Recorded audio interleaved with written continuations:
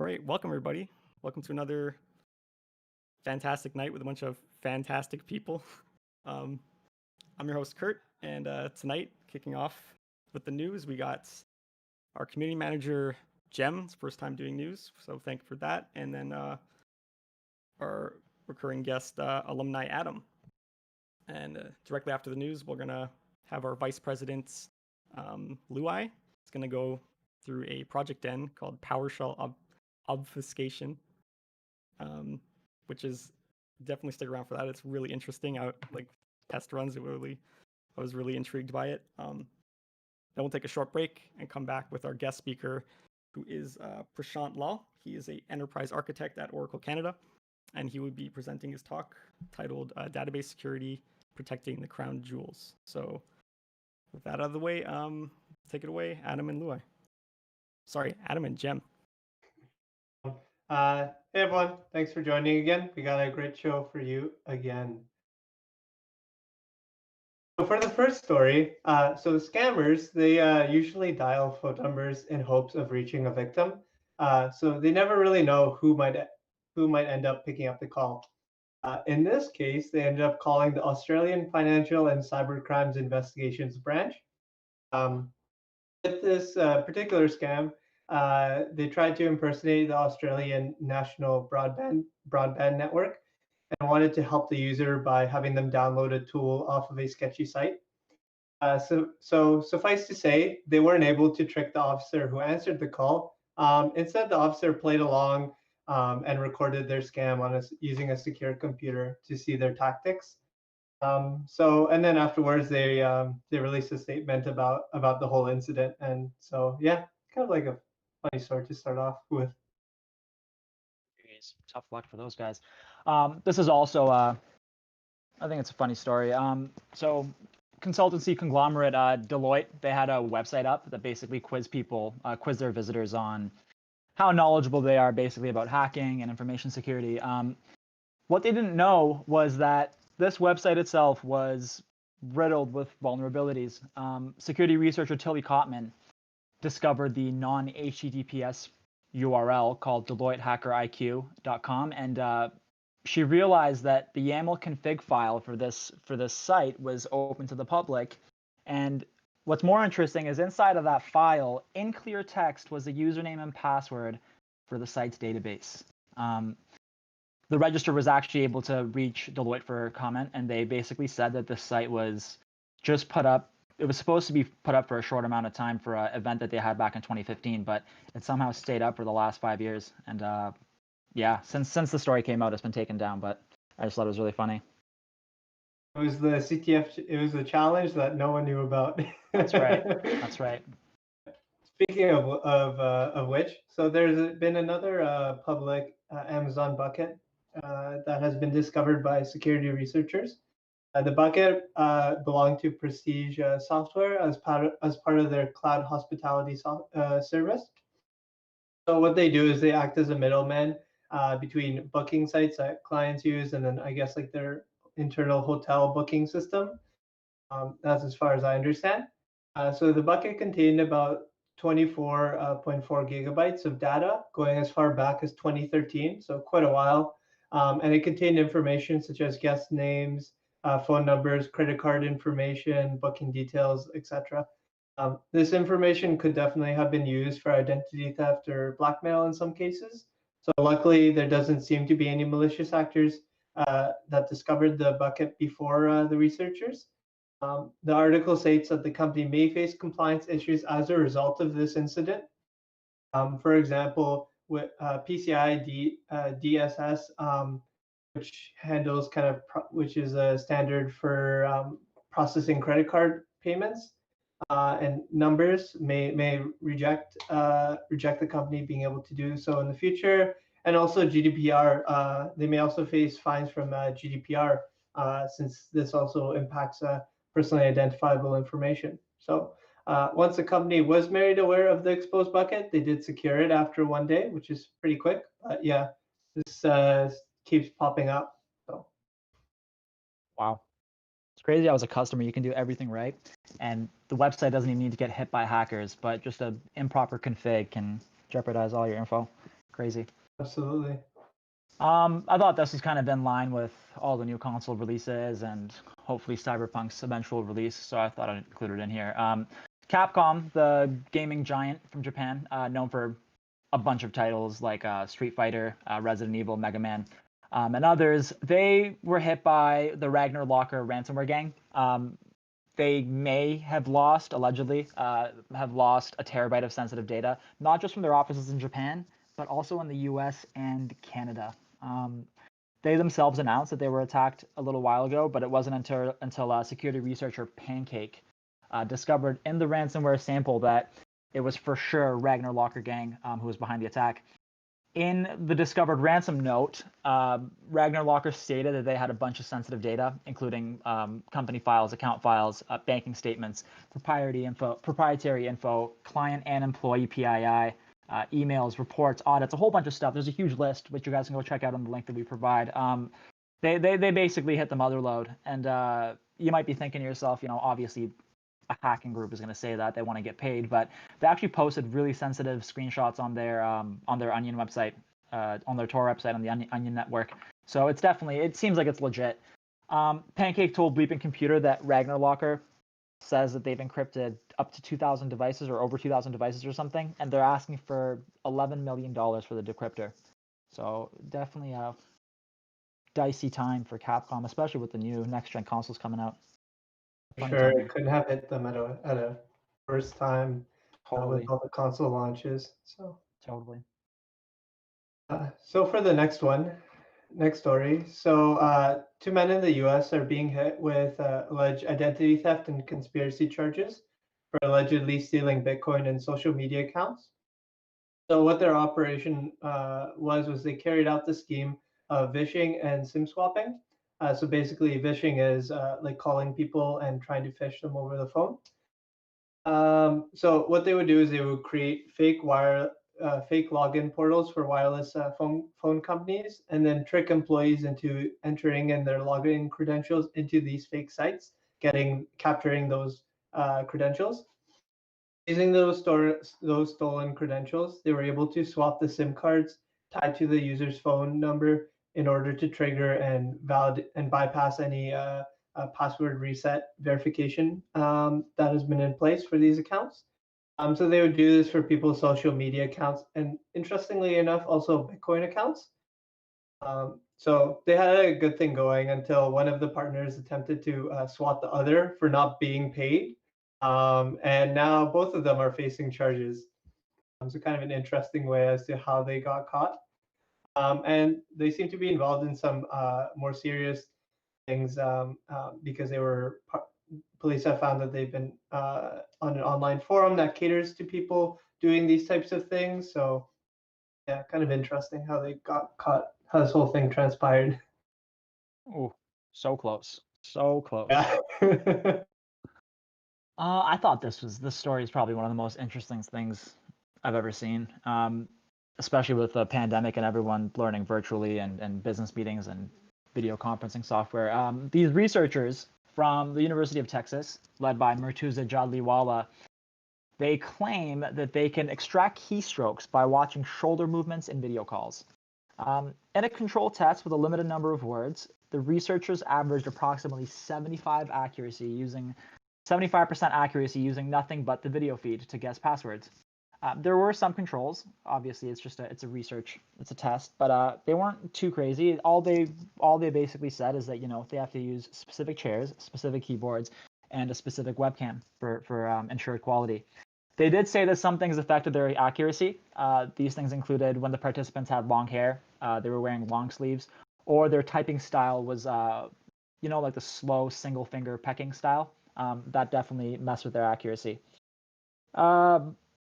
Yeah, the researchers essentially, how they did this is they read the slight little pixel shifts on HD video around the shoulder and upper arm areas, and they essentially just checked to see if the movements were headed north, south, east, or west, and from those movements, they were able to map keystrokes on a QWERTY keyboard. Blew me away when I read that. I don't know how, Pretty clever. I wonder how whether they manually did this, or they must have used some kind of ML for something like Somebody this. else asked me the same thing. I didn't say anything about it. It didn't actually say the term machine learning or artificial intelligence, but I'm sure they weren't going, video by video, manually looking. You never know, but I don't think so either. I agree. Sure. So next up, so in Britain they have 18,000 CCTV cameras distributed throughout the country. The feeds are distributed across 183 councils for local authorities to monitor. The surveillance camera commissioner states that there are legitimate uses for the technology. However, they need to be transparent and ethical in their use, which is what he's concerned about. So there is a framework in place. However, the councils that operate the CCTV systems don't show a great interest in ensuring they comply with that framework, such as half the councils responded to a survey by the surveillance camera commissioner asking whether they even obey the code and the law. So he suggests that greater transparency should be improved by, for example, allowing the public to visit these CCTV control rooms and be able to ask questions around it. And this leads us to the next story as well. Definitely ties in with that one. So yeah, Portland, Maine has officially banned facial recognition. Obviously, this doesn't mean private organizations and businesses, but for police and city agencies, they are completely banned from using facial recognition. A ballot just passed, which essentially says that private citizens, if they're subjected to facial recognition software or techniques, they're entitled to a minimum of $1,000 in civil fees, which, that's huge in my opinion. Any employee that's caught utilizing facial recognition tech could be terminated or suspended from their place of employment.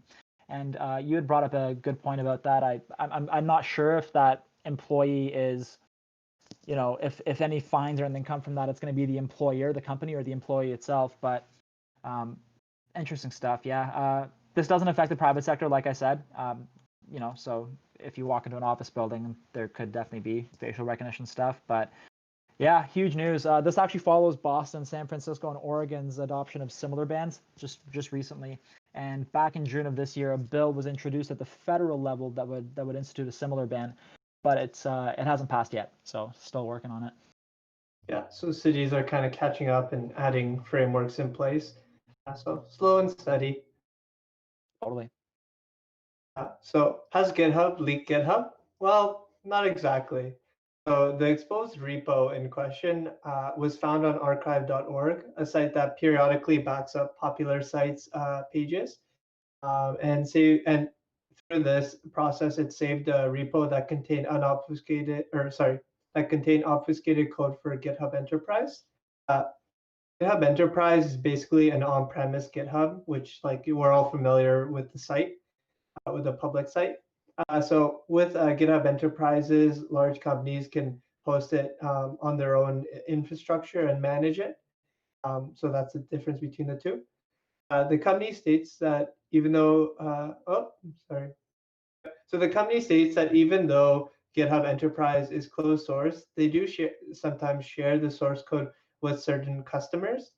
So this practice is not specific to GitHub. It is actually not rare, but it does happen in industry, such as with Microsoft sharing code with such as Microsoft sharing the operating system source code with governments, for example, for them to review it.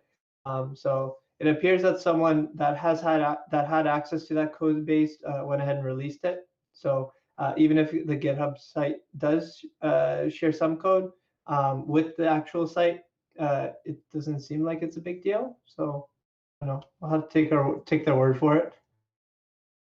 Wild stuff.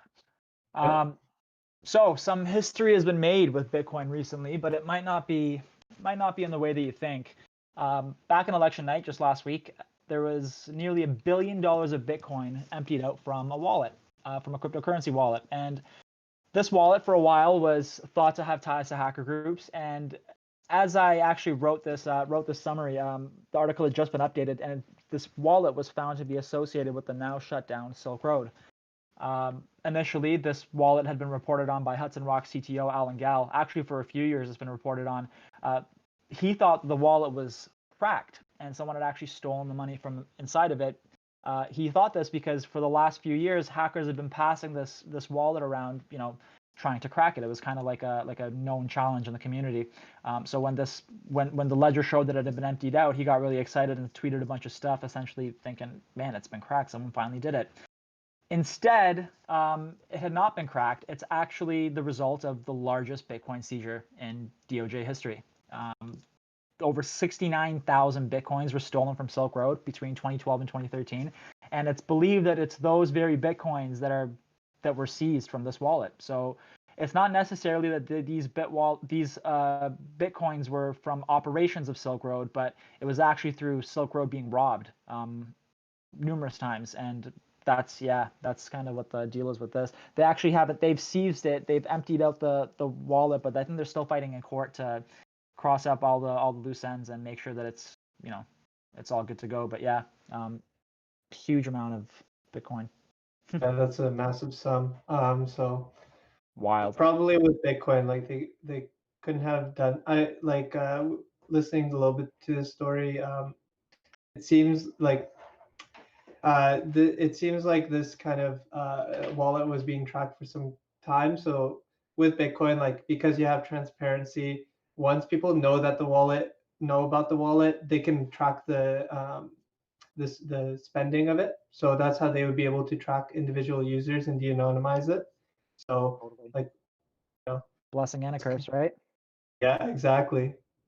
Transparency comes at a little bit of a cost for that in that case. So for next up, so GitHub security researcher discovered a bug in the desktop component of Ubuntu. It is a privilege escalation vulnerability affecting Ubuntu versions that are listed. And also any server Ubuntu versions that have the desktop component may also be affected by this.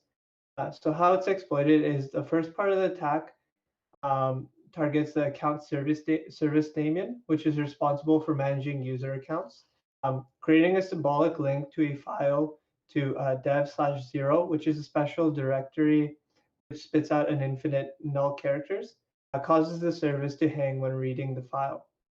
The account service then drops its permissions into the user space, where the current user can kill the process, something previously requiring root privileges. The second part of the attack is where the escalation of privileges takes place. So killing the process triggers the GNOME desktop to enter system setup mode. This allows any user to be able to create another user with root permissions. So it's essentially being able to create another root user. To execute this vulnerability, the user still needs to have initial access onto the computer to be able to log in with something. But once that barrier is met, this seems like a relatively easy exploit. So kind of cool. Very cool. Gonna have to put that in the toolbox for safekeeping. I thought this story was really intense too. All of these I think are intense, but this one specifically was I don't know. So essentially, there's this Trojan, this banking Trojan that's been out since like 2012 called QBot. It was utilized in a different way for this attack that I'm about to explain. What they essentially did was they got a bunch of hijacked emails and they spread documents labeled election interference. And yeah, it was wildly successful.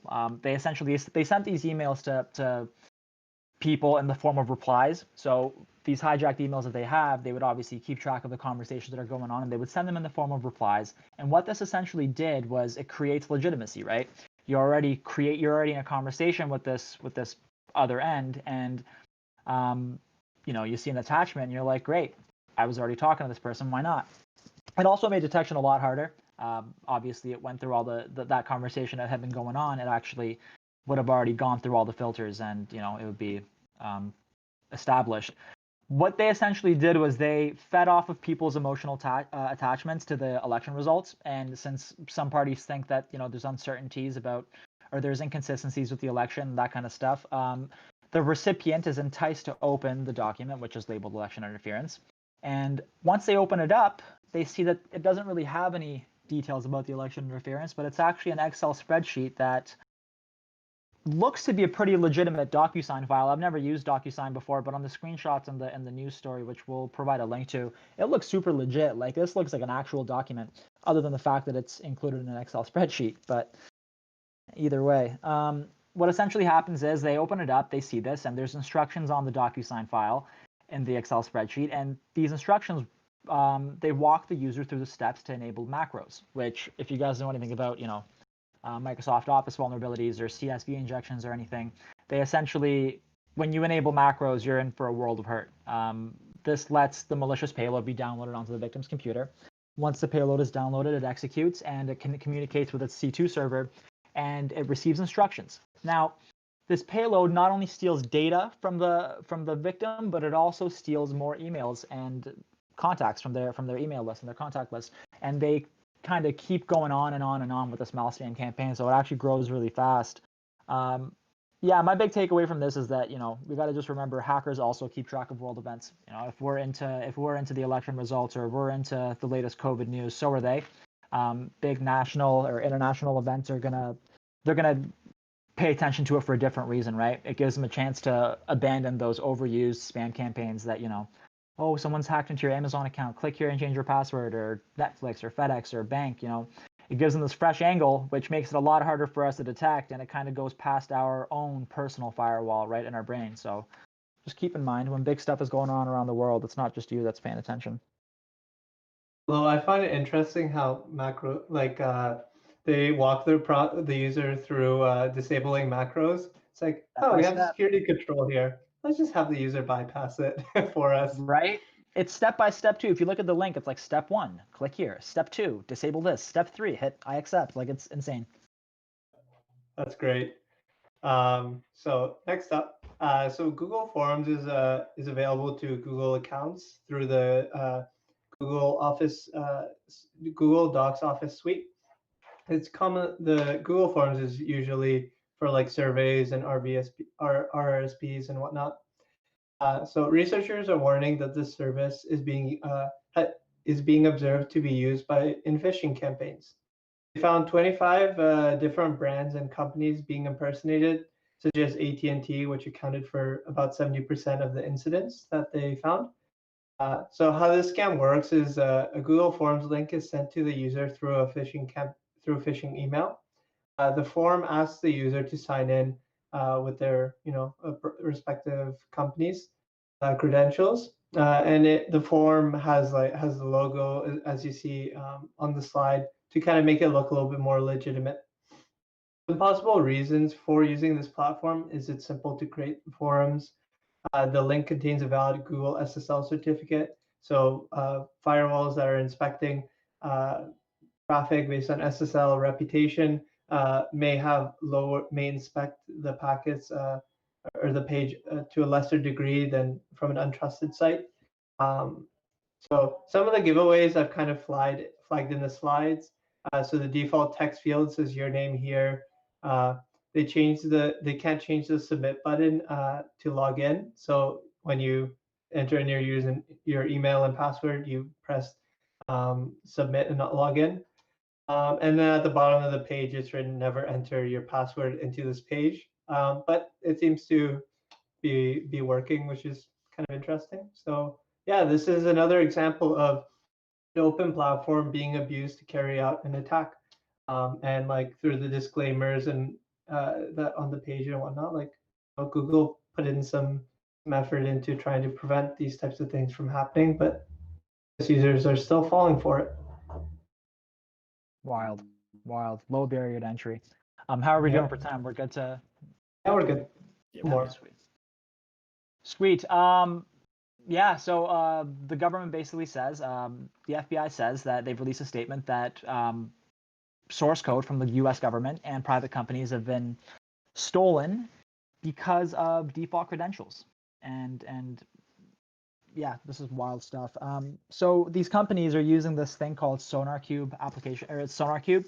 It's basically a web-based SAST or static code analysis tool that lets companies test their source code for security flaws before they push them out into production environments.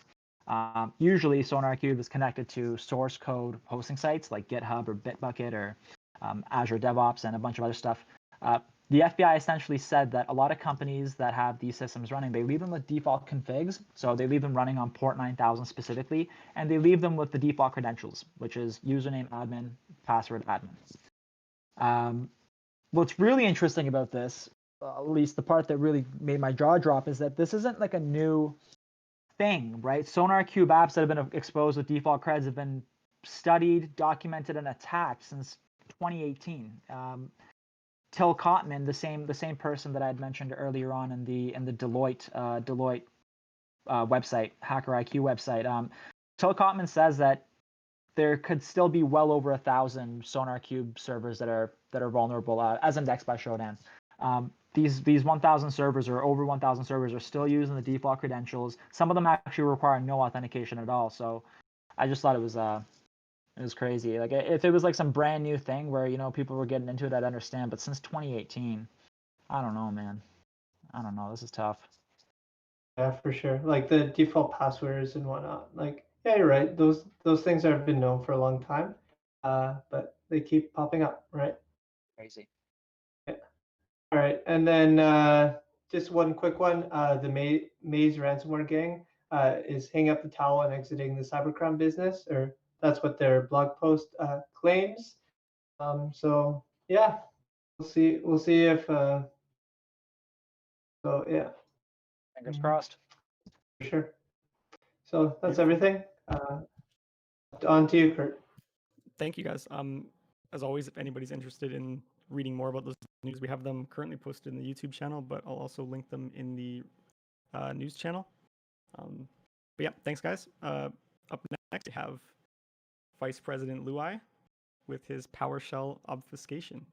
We'll pull up your stream here. Let's see. Whenever you're ready, Cool. Kurt. You're good to go. All right. Kurt, can you see the Commando VM? I can. Okay, perfect. Okay, so before I get started, I just want to recognize for a second that I think this was the first time that Gem has ever done the news. And I think we can all agree it was like poetry. Right, Gem? Stop. Why you gotta do me like this? Oh, jeez. Thank you. Gem's Thank incredible. You guys are incredible. What an amazing team and supporters and viewers. Thanks a lot for coming. All right, so I guess I'll get started. So welcome to another Project Dump presentation. So if you've never been to a Project Dump before, this is kind of a chance for students or anyone really to kind of come up and share a project, an initiative, a study, research, really whatever you want. As long as it's interesting and you think people can learn from it. And it's meant to be like super duper casual. So you're in first year, you're in fourth year, you're an industry professional. Anyone can really join. Today I'll be talking about PowerShell obfuscation, and I'll get into that in just a second. I'm not like an expert on this topic by any means. It's just something that I like started playing with like over the weekend. And I thought, hey, why not do a presentation about it? I think it's interesting. Actually, I think it'll blow your mind. As it did mine when I started kind of digging into it. And it doesn't hurt. Like I'm doing a co-op right now, so it kind of helps at work just to be aware of that. Okay, so what's the plan? So the plan's really simple. I'm gonna describe like very briefly what obfuscation is, why might an attacker obfuscate their code. I'm gonna walk through a demo of obfuscation by hand. Then I'm gonna show you a really cool tool that's kind of like old news in the industry, but I think everyone that's never seen it before is gonna think it's really cool. It's called Invoke Obfuscation by a guy named Daniel Bohannon. And then you should really pay attention because I'm going to give you a challenge. So I'm actually going to give you some obfuscated PowerShell, and you're going to, try to unobfuscate it and find out, what it does or what the original kind of command was. So if that sounds like a plan, I will get started. Okay, so I don't really have slides because I'm going to get really quickly to a PowerShell prompt here. But just really quickly, what is obfuscation? So obfuscation is really changing the structure of code And it's not like, it doesn't have to be related to PowerShell. It can be Python, it can be C, it can be whatever, right? But it's really changing the structure of the code to bypass certain signature-based detections. What do I mean by signature-based detections? Say, for example, that I'm a SOC analyst, and I just wrote a use case that detects whenever an attacker, whenever an attacker gets a shell to a machine, they want to know who they are, right? So they write, who am I? And as you can see here, it says, oh, let me actually increase the size of this here. As you can see, it's gonna, say commando Lue. So what I might do is I might actually write kind of some logic, right? It can be a custom script. You can do it using like a seam solution that looks for every time somebody executes, who am I? And then it'll trigger an alert and somebody will go and investigate. Like, did somebody just get a shell on the machine? So this is like a very simple example, obviously. But I just want to kind of give you an idea of what signature-based detections is. So why is it signature-based? It's because I'm looking for this exact string, who am I? And so if I change this string in some way, right, the detection won't work anymore. So why do we obfuscate? We obfuscate because we want to actually bypass those signature-based detections and fly under the radar, right? So that's the first reason, I suppose. There's a second reason, though. There's also a kind of stealth through confusion element. You might even call it anti-forensics. So you can actually obfuscate the code so much that it takes the analyst 1,000 years to figure out what the hell you just did on their environment, right? Because they can't just read the code now. They actually have to execute it in a sandbox and see kind of what behaviors is it doing. So you're essentially, like, they're going to figure it out eventually, for sure, but you're making that time longer. You're making it harder. You're flying under the radar for longer, if that makes sense. So enough with the quick intro. Let's actually get to obfuscating some PowerShell. So if you don't know what PowerShell is just like this scripting language, I suppose. Microsoft doesn't really call it a scripting language, but it kind of is mostly a scripting language, but it's like object-oriented, so it's kind of weird. But PowerShell has a bunch of commandlets. One of those commandlets is, for example, get service, right? And what get service does is that it allows you to list all of the services on the machine. So, oh, okay, I think I'm zoomed in too much. Let me just, yeah. Okay, so I'm gonna have to keep clearing my screen. So what we can do, or what an attacker might do when they get on a box, they might wanna know if, for example, the Windows Defender antivirus service is running, right? That's important information. So you might wanna run get service -name win-defend. Now, as you can see here, the Windows Defender service is in fact running. As an analyst, or a threat hunter, whatever you want to call it, right? You might actually write a rule that looks for whenever somebody writes this exact string. So get service -name win-defend. And that rule would be contingent on this string, this blurb right here, staying exactly the same, because it's signature-based detection, right? As I described earlier. But the really interesting thing about PowerShell is that you can actually obfuscate the code in some really, really cool ways, to the point where signature-based detection is really not going to work anymore. And what I'm going to do throughout this presentation is we're going to go through this string. So we're going to start here, and I'm going to show you how step by step I'm going to obfuscate it more and more until we get to like a point where it's just like, it'd be crazy. No matter how good your like regex is or whatever, you're never going to be able to match that exact string. And so you have to rely on other things to be able to detect that obfuscated PowerShell. So let's get started. So I want you to remember this command. So this is the original command, get service -name win-defend. It will tell you if the Microsoft Defender antivirus service is running. The first thing that we should probably know about PowerShell is that PowerShell actually is not case sensitive. So I can write something like this, right? So SERVICE, right? So I can mix and match different letters, dash, NAME, and then even the service's name, I can make it like win, right, defend. And so will this still work? Yes, it does. And so now when you're writing that signature, you have to take that into account. So you can't write a signature that only looks for, this exact string. You're going to make sure that you cast it to lowercase or something like that, and beforehand, and then analyze it after it's been transformed. And this is something that your average seam will do. But here's the thing though. So even if you can cast this to lowercase, well, what if I tell you that parameters in PowerShell are actually really, really interesting? So let's keep these exactly the same. And let's start with this. So you've got win, defend, right? And we're missing an E here. Will this still work? Yes, it will. Okay. What if I take away the M? Will this still work? Yes, it will. And what if I take away the A? Will this still work? Yes, it will. So as you can see, you can't exactly just match on name. You're going to have to take into account every single possibility there.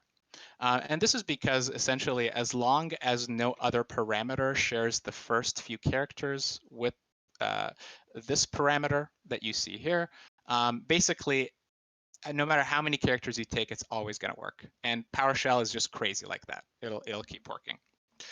All right, but you know what? You can still match on things like win, defend, right? So let's go back and let's bring it back to a full name here. You can actually obfuscate code using string concatenation. So this string is still all together, so I can match just on Windows defend. But what if I do this? I can actually just put brackets around this and put a plus sign in the middle and do something like this. And if you still think this, if you think this won't work, well, bad news, it still will.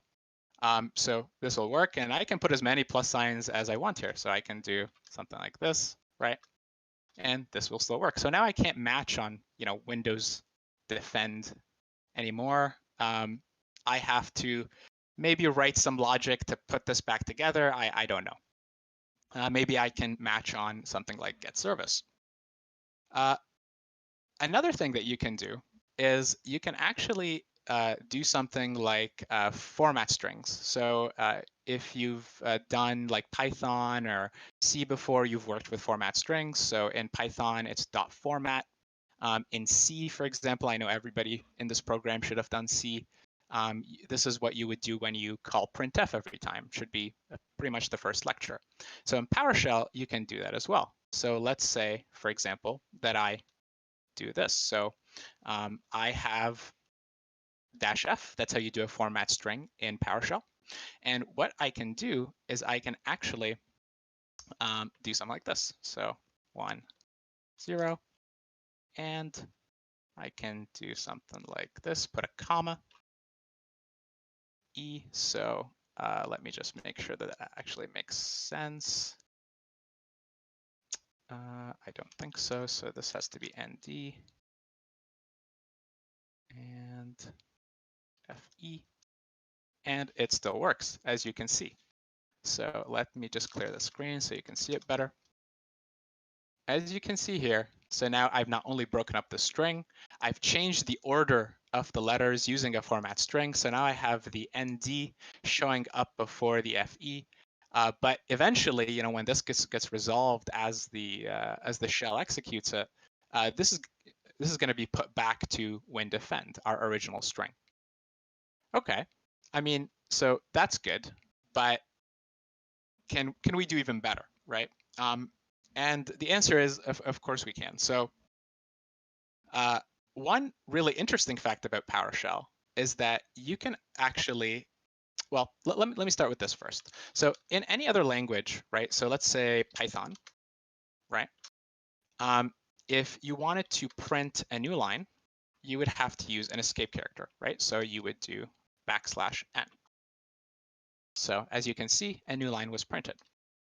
In PowerShell, before that, actually, in Python, the escape character is this \. In PowerShell, the escape character is actually a backtick.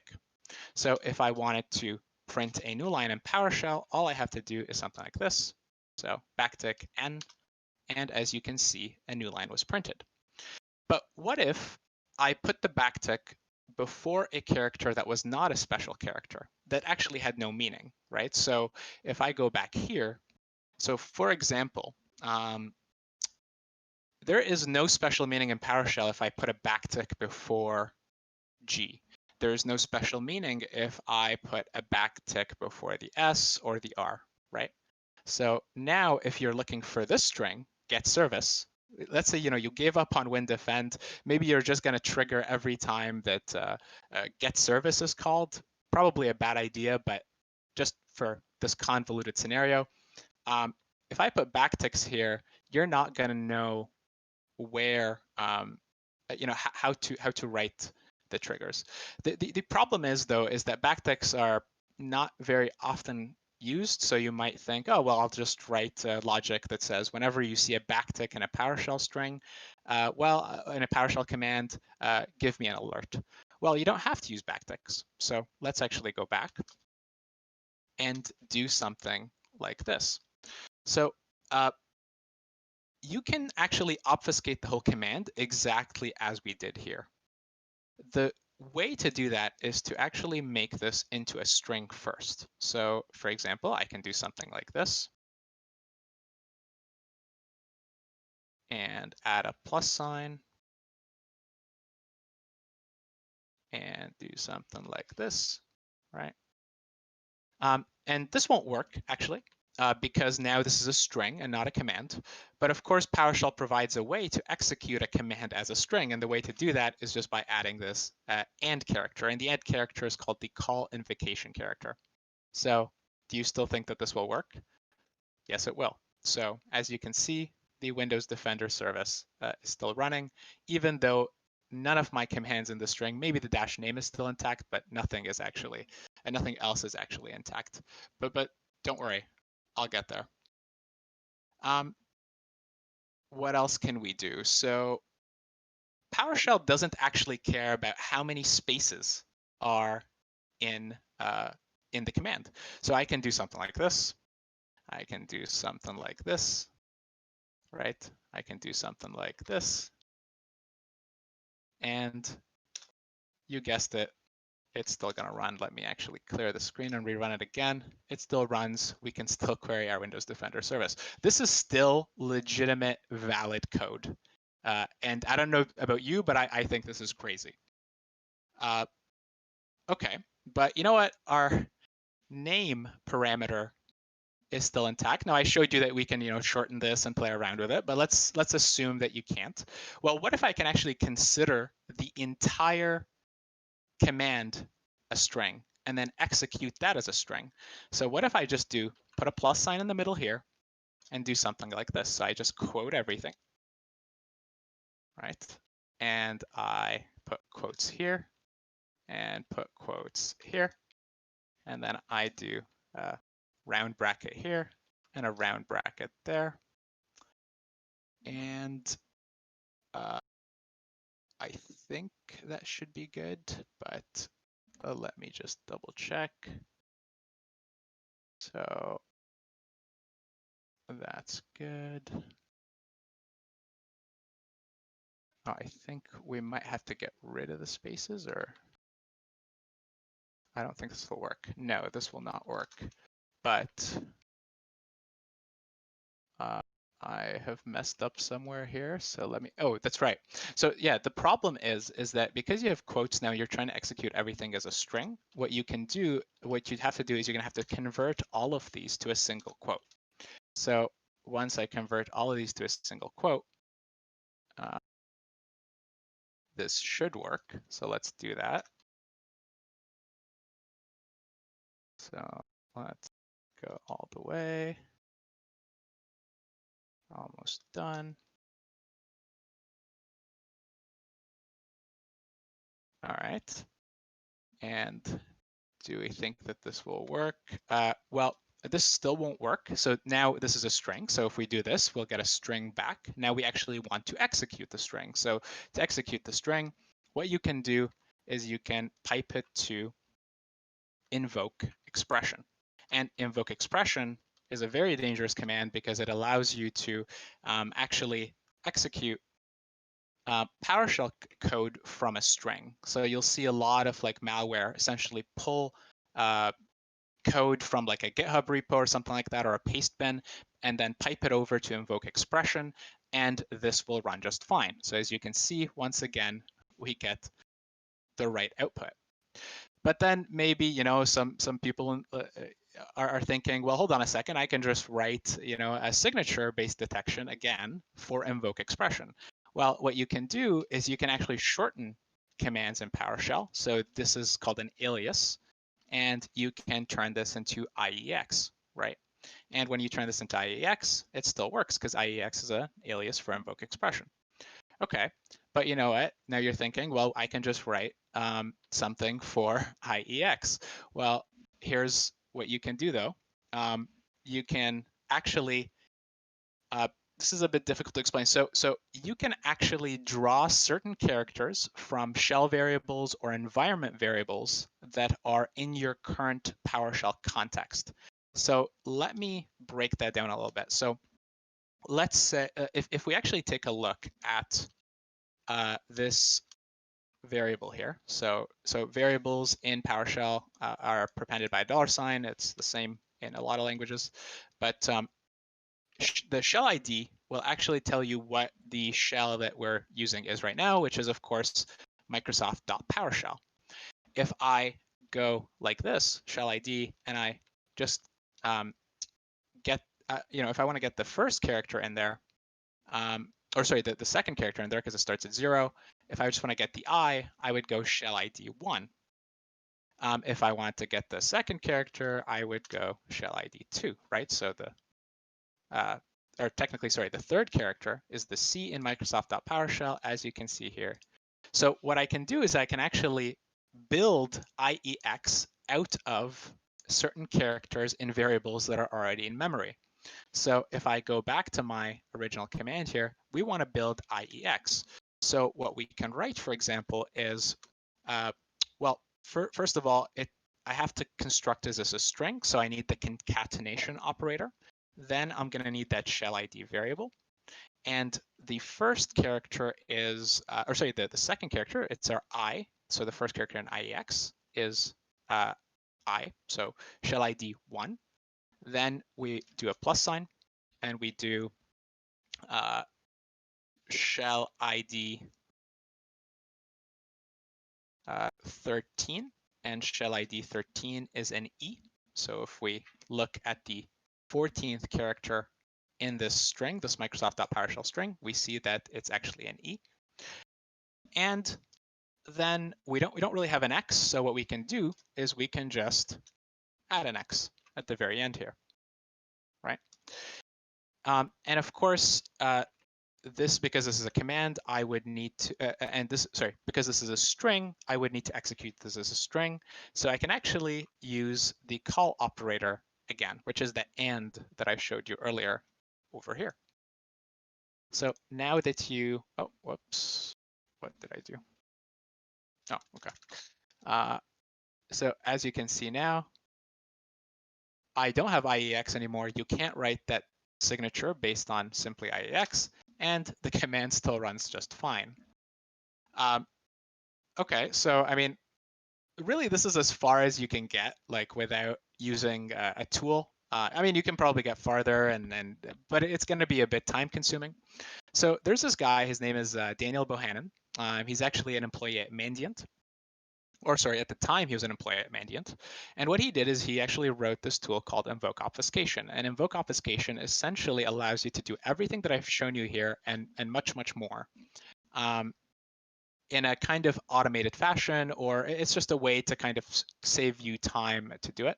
And he actually wrote it so that blue teams can understand that signature-based detections in PowerShell are actually next to useless because there are thousands and thousands of ways to change the code. So I just want to remind you, right? So we started with this, right? So we started with get surface -name win defend, right? And then we ended, well, so far, we'll actually go even further with this, and it's the exact same command. This eventually gets reduced into memory to this. Okay, let's fire up invoke obfuscation and see how much further we can go. So let me actually, I think I had the command saved. So import, yeah. So let me just delete the string that I already had in here. So this is invoke obfuscation.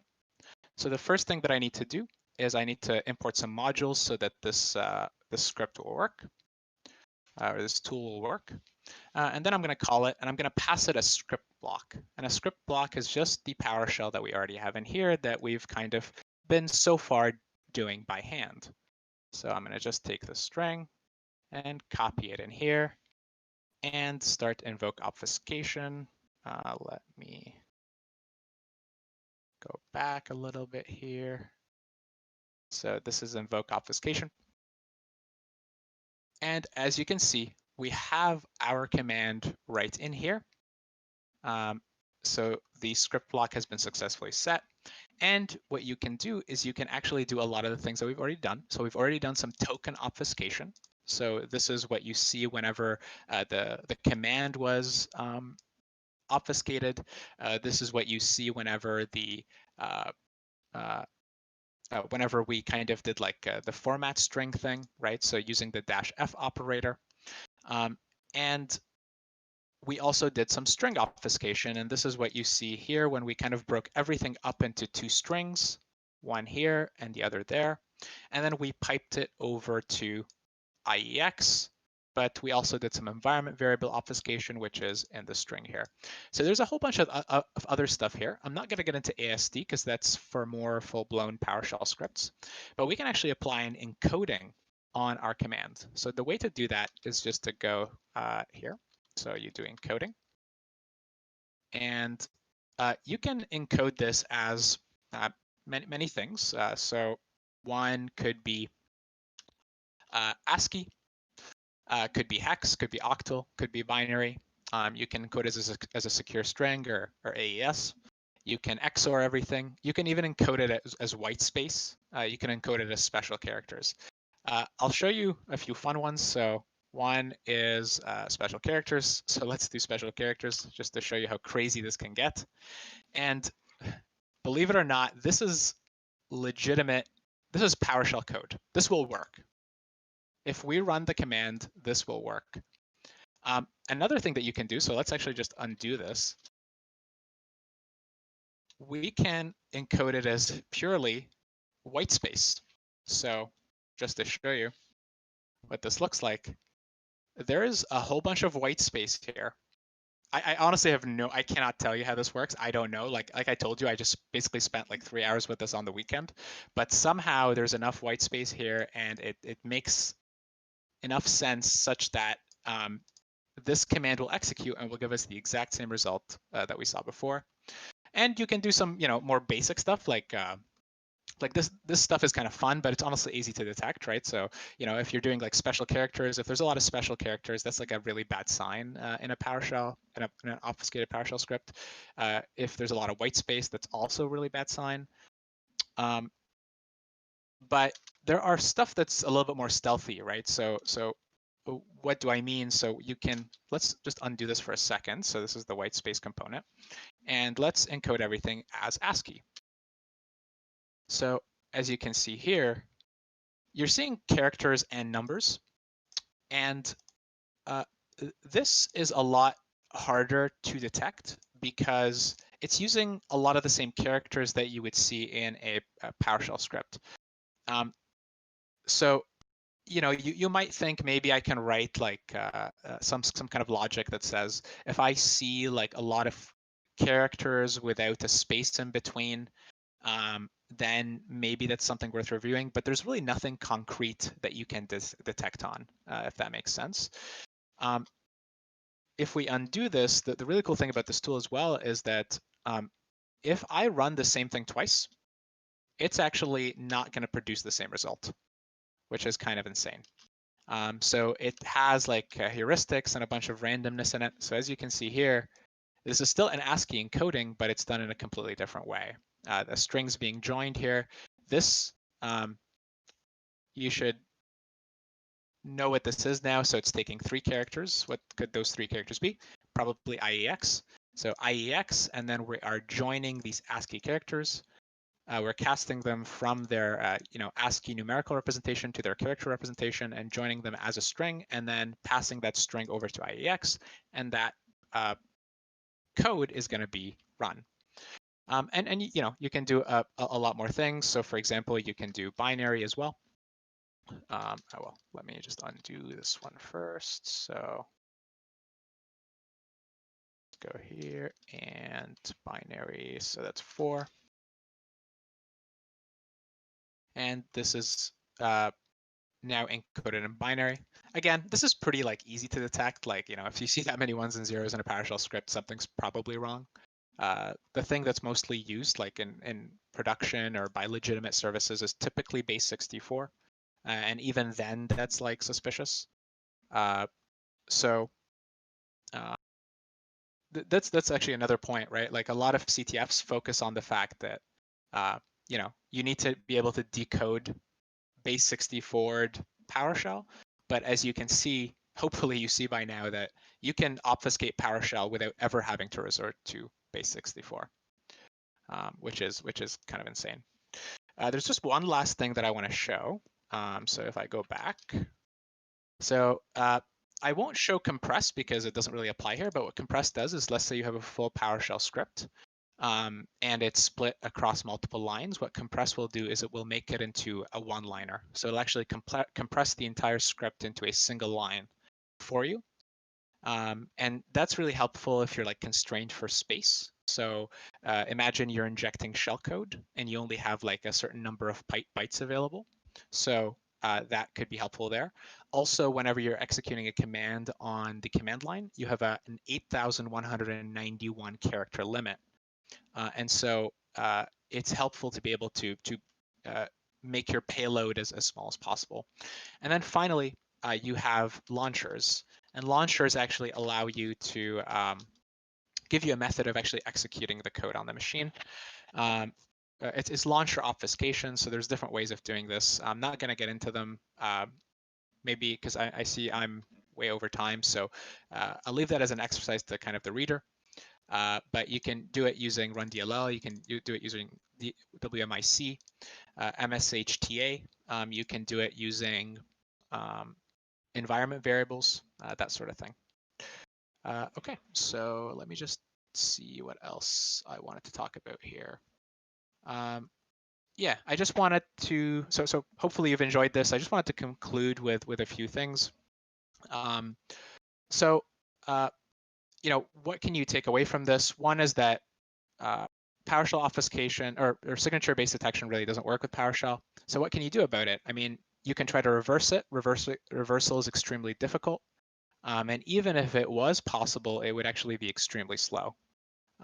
Detection, on the other hand, is more plausible. So I can, for example, write some kind of logic that maybe looks at the frequency of characters in a PowerShell script, or maybe I can create a machine learning model to flag obfuscated PowerShell.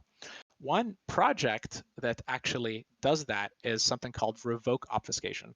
So Daniel Bohannon wrote invoke obfuscation, which obfuscates the PowerShell, and then a few years later, he wrote revoke obfuscation, which actually uses a logistic regression, which is a kind of machine learning technique to identify PowerShell scripts that have been heavily obfuscated.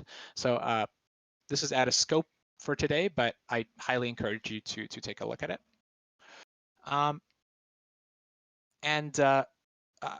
Just want to finish off on one note. So I get a lot of questions, right, from people in the club, last year and this year as well. Everybody's talking about projects, and everybody asks me what kinds of projects can I do? And hopefully this kind of gives you like an example. So I didn't really have any ideas for like a project these last few weeks. So what I did was I actually just checked out a pre-built tool. So I downloaded, Commando VM, or you can download Kali as well. There's literally like hundreds, if not thousands, of tools in there. And what you can do is that you can go and play with those tools. And now the advantage of that is that I can speak intelligently about PowerShell obfuscation.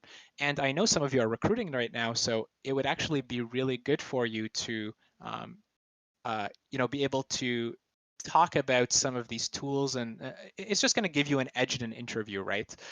Instead of not being able to say anything, even if it wasn't your project, right? Like this is not my project, but it's just like a tool that I wanted to play around with. That gives you something to talk about. So I highly encourage you to kind of follow that path if you're like out of ideas. And it's also like a source of ideas. So now that I know how obfuscated PowerShell can be, maybe I can have a few ideas in my head, for example, to unobfuscate that PowerShell, or to detect unobfuscated PowerShell. Maybe there's techniques that nobody's tried before that I would like to try, right? So yeah, hopefully that was interesting to all of you. Hopefully you enjoyed it. I'm sorry for going over time. But what I'll do now is I'm gonna share, or actually I guess Kurt will share a challenge with you. So I already have the solution. I'm not going to go over the solution, but I'm going to post it later, maybe in like an hour or two, so that you can check. And I also prepared a list of kind of resources if you want to learn more about this topic. A lot of them are from Daniel Bohannon himself. And then I also have included a list of projects that you can do, some ideas that came to mind while I was doing this that maybe you want to take a look at. And I just want to conclude by saying one thing. Just remember, projects are not about the end goal, they're about the journey, right? So even if you don't create something novel, something crazy, you will get something out of it. You'll be able to speak intelligently about it. And maybe 2 years or 3 years down the line, you'll be like, oh crap, I think I can build something really cool based on all the knowledge that I've collected over the years. And with that, thank you very much. And back to you, Kurt. Perfect. Thank you very much, Luai. Did you post the challenge? I didn't think you gave me the challenge. I can post it. It's not okay. Not an issue. Perfect. And then we're gonna take a quick 5-minute break. So if you guys want to try working on that while we're on break, definitely give that a shot.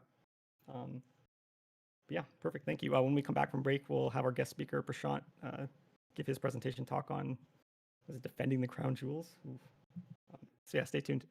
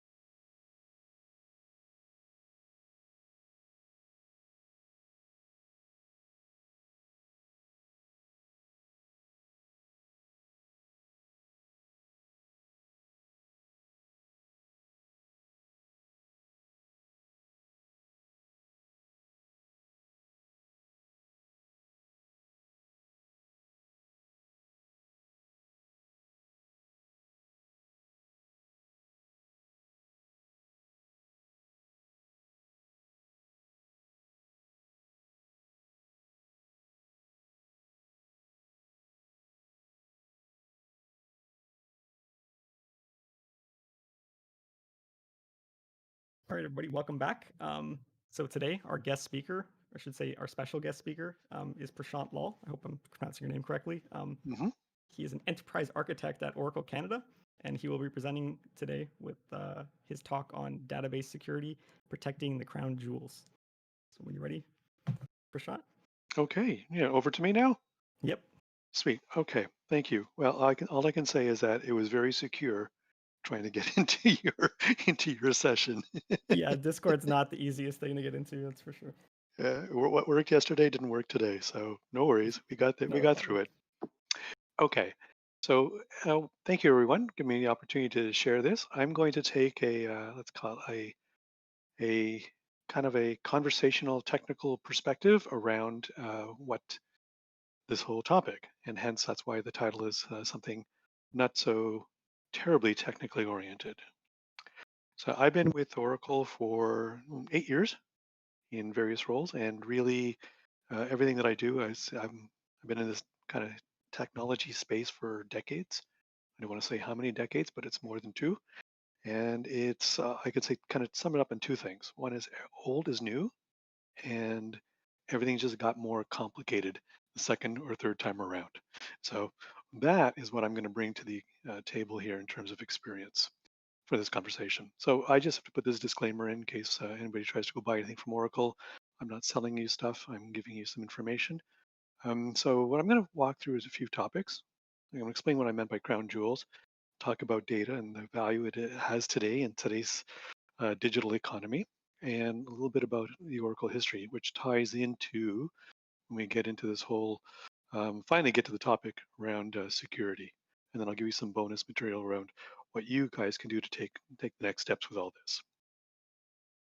So I'm hoping somebody asked the question, what do I mean? Because I'm assuming most people know, but this could be just something that's generational. What does crown jewels really mean? It actually the phrase goes back to the crown jewels belong to the queen or king or queen of England, and it's housed in in a fortress of sorts in the Tower of London. So the tower itself is deemed a fortress right by the waterfront, and it is protected by multiple layers. So there's that white tower, which is the tower inside the grounds of the outer walls and so on. And they have a set of security guards there. They're known as yeomen, and actually these guys actually have a special name called beefeaters, and because they were actually fed a diet of beef broth to make them extra hardy and extra stocky to protect the crown jewels. And they also, quite interestingly, have birds, ravens, which are birds that people are afraid of, that were used or trained to be watchdogs, I guess, from above. So this is really what that whole area looks like. It is the center is that white tower, and that is where inside there is where the jewels are inside specific rooms. But as you can see, there's multiple layers that if anybody's coming to steal anything, that they have to traverse. So really, all these layers exist for several purposes, so that they can detect what's going on or detect if there's intrusions early on, so they have time to assess what is the appropriate action in order to maintain the protection of the crown jewels. So the jewels themselves are actually inside a display case, which are incredibly bomb-proof, and it's all hidden by 100 hidden CCTV cameras. And there's actually those yeomen we talked about, 22 of these tower guards. So all of these all together are, in terms of providing protection, it's actually different layers. So this terminology of having multiple layers is a defense in depth. So that, understanding the title of that, we'll get to why Oracle actually applies a defense in depth. But why? What is the crown jewel that we're talking about here? So in today's digital economy, everything is becoming digitized and generating data, whether it's streaming data or whatever, and this becomes the new resource.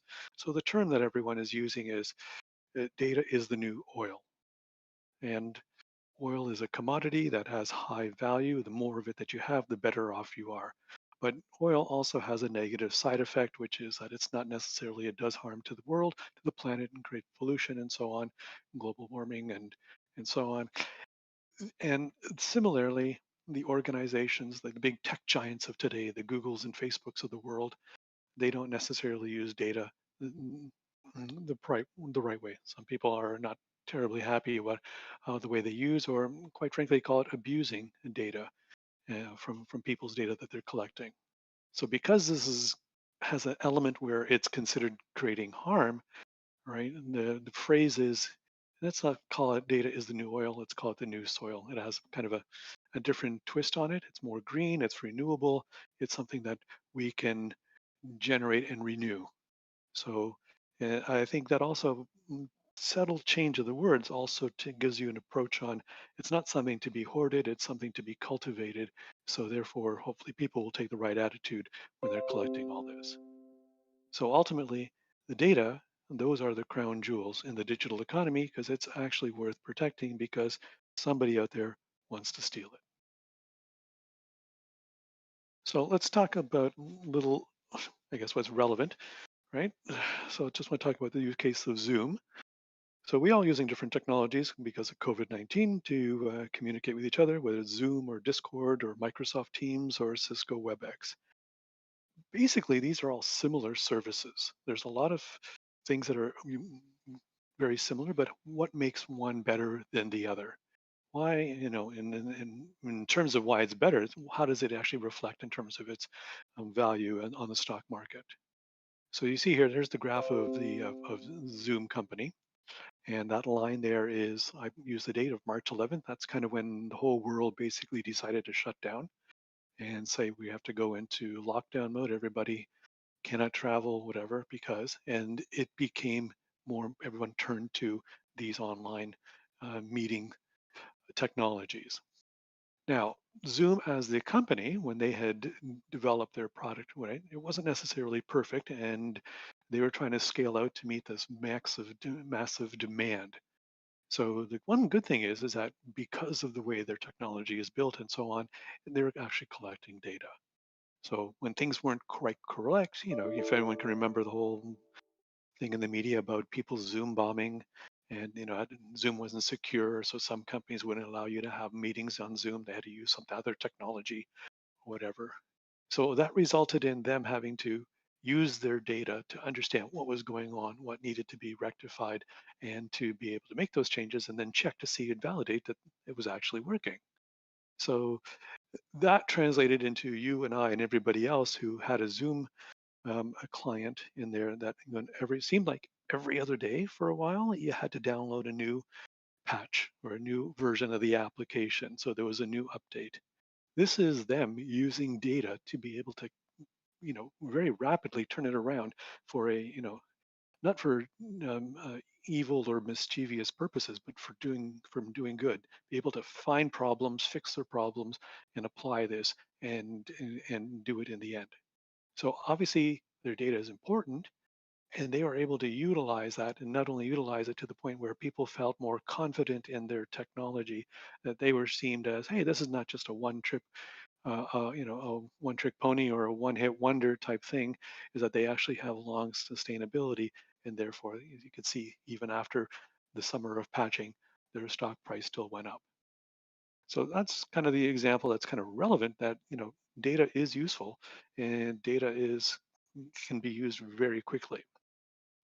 So from an organization's perspective, how do you kind of represent all this data?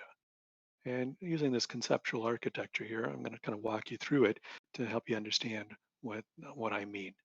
So the operations of a business, whether it be Zoom or otherwise, data is coming in, and as everyone is using digitized sources. So there's also from your phone, your app is like streaming data back to the company. IoT devices, basically anything that's connected to some way, shape, or form to the internet is streaming some kind of input. So that is being brought in, and then it's being applied to understand what's going on. If things need to be fixed, you have to take some actionable events up here on the top left-hand corner. And you process this so you can understand what's going on, because things like, okay, now that I've got customers I don't know if you guys pay money for your Discord account, but you have to, there's billing cycles and things that has to happen. So that information still has to flow in through there and so on. So the actual running of the business, that's this whole layer where the data is flowing through here constantly and regular business processes to make sure that they can run the business. On the top here is people need answers. So the type of answers you're getting actually have different types of value to whoever. If something's going on with your app and there's some of the data that's being logged is saying something is out of whack, that needs to be fixed, that has to be done immediately. So those are things that can be done, actionable there from what's happening with an event or something's failing or whatever. Similarly, for here, what's our regular type of business information that we're looking for from a billing cycle? How many new accounts did we open? How many people close their accounts? That type of, from business operations. And then here it would be interesting to go and what's going on. Like here's an example where maybe they've created 2 or 3 products and one of these products is in decline. They don't see any usage on them. They don't see people canceling their accounts or whatever, but something's going on there that they need to hopefully get ahead of. And the question becomes, how do you get ahead of this thing? And that's where down here, down below, I need to understand. So there's people, whether it be the data scientists in your organization or whatever, who are trying to use that same data and try to make sense out of it. So in this situation, for that product that fictitious product that I'm saying that is in decline, that no one is tending to use it, what's happening? Are our customers leaving us and going to a competitor? If they would be, we should be able to go through and find some data that says, hey, maybe our revenue or monthly billing is down, or the number of accounts that are being closed is increasing. So those are the type of data that you'll be able to get to that conclusion. Or another option could be that they're not.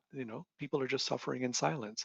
And then the data scientists have to put on their induction hats here and try to figure out what does the customer really need? Why are they not using what we gave them?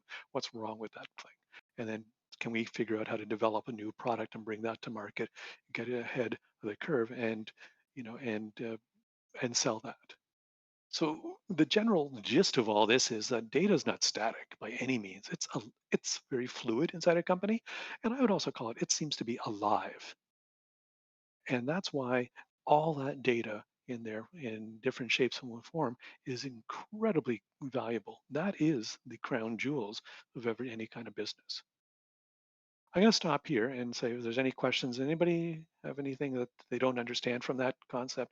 Because it's not just financial data, it's every kind of data that becomes super important inside an organization.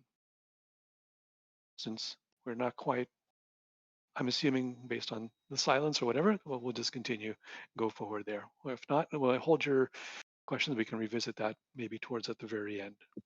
Most people are muted until. Okay. So you think we're good? Yeah, we're good for now. I'm browsing the screen questions channel just to make sure. Okay. So now let's give me a little history on the Oracle story. Right. So my understanding is from Jamie is that a lot of you folks are in your classes are getting hands-on experience working with Oracle database product and the Oracle security features around there. So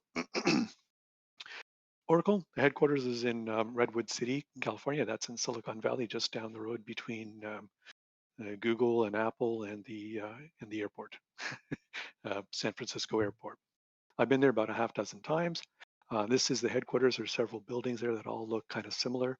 They've actually been designed to look like hard disks, like hard disk platters, a database running on hard disks. That was the intent back then. And then you'll see over here, there's a lake, because this is actually the property that they had belonged to some kind of SeaWorld, aquarium, outdoor aquarium place that eventually went belly up, and then Oracle bought that property from them. But you see there's this boat. That is a famous boat. That's the one that was the winner of the America's Cup. So as a quick aside, the America's Cup is a big, very expensive sailing boat race where 2 teams work their way up to have this competition. It's a best of 15 races. So it was Team USA, was sponsored by Oracle, versus Team New Zealand. And the New Zealanders were up 7 races to 1. So basically, they just needed to win one more race in order to win the championship. And the Oracle team came back, won 7 straight races, and won 8-7. And this boat, after its victory, it was airlifted by a Sikorsky helicopter and permanently placed there at the Oracle headquarters, as our founder is very big on. That's his thing, is sailing. So Oracle itself was founded in 1977 by Larry Ellison and a couple of other gentlemen, but it wasn't called Oracle. It was actually called Software Development Laboratories, meaning that it was more around trying to, not a full-fledged commercialized one, they were actually trying to build a product. And what they were building was something revolutionary. So Edgar Codd, back in the 1970s, did a research paper on the concept of relational database management, or RDBMSs, meaning that this wasn't something that existed before. It was something that he had conceived in his research or PhD or whatever paper, and people were reading that and going, do we think we can make a product out of this? So IBM, and Ed Oates was at IBM at the time, was working on IBM's version of a relational database called IBM System R. Larry knew that they were making some progress, and he goes, hey, why don't you come join us? We're going to try to do this. And really, it was a race. Who could build the first commercialized version of a relational database, which was basically a theory at that time by Edgar Codd, and take this into a commercialized product. If you think of it in today's terms, there's a race to build the first self-driving car. Whoever gets to that point, it's going to be a revolutionary change. So a relational database had that same revolutionary change to the world of computing back in the 1970s. And one of their first customers was you fill in the 3-letter acronym for whatever US spy agency you want. They were interested in this technology, and they had security requirements that were very, very demanding, that the Oracle, actually the SDL people, said, oh yeah, okay, we'll do that for you, but we're not going to add it as a bolt-on. We're going to actually design it into the product. So from a security perspective, the key takeaway here is when it was first conceived, first being built out, security was part of the Oracle solution. Okay. And then Oracle decided, well, actually it wasn't just Oracle, they changed their name. After, I guess, once they got a viable product, they said, hey, why don't we give it a name that's makes something that means something to everybody. And if you look up Oracle, there's a few definitions there. You can see there from the right-hand side. It's really around, either a person or a thing that is delivering advice or prophecy. And it's divine advice, meaning that there's an element of trust and that the Oracle is speaking the truth. So using that, and said, hey, why don't we rename the company Oracle? So it may sound like, oh, what does it come from? It's, this is from Latin roots. And I argue that, I guess, if you learn anything about Greek mythology, there's a oracle that speaks to, or that speaks to humans regarding their prophecies and so on. Anyway, a little bit of interesting history there. So what that means is that the security was designed into the kernel of the product, but that means not everybody actually used it because it was possibly, too hard to use. So it was really being under leveraged because the security was there, but I had to know how to do that. Or it was a series of commands that I didn't quite understand. So it was at that point basically in its early generation a manual process to utilize and use it well. So as the product matured over the decades and in versions, right, what Oracle was focused on is not only getting better performance from the product, but also let's say these are the type of things that a database or a DBA would need to do. How can I make it easier for them to do that? Take that instead of a series of commands. Let's automate that as a process and say, here, with one click, I can now do a database backup. I can now do a check or fault tolerant check or all those type of commands that they need to do. Pardon me, just need to get a drink of water. And then to be able to manage all this, there was a product called Oracle Enterprise Manager. So we call it in the industry a single pane of glass, meaning that I can bring up one screen, and on that screen, I can manage everything that I need to do. So that helped them in terms of being able to do those tasks better, but it was still manual, meaning that the technology could say, okay, if you run it, it'll tell you what you should do, but it won't actually do it.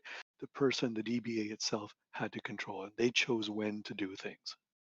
And ultimately, what we're getting to, and is to where you take the human element out of it, and you just automatically do what is the right type of thing.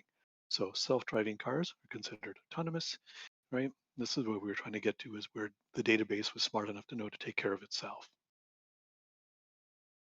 Now, while that was happening in terms of from a DBA perspective, taking all those routine tasks and making them automated and making it easier to use and do, the relational database was not the only game in town.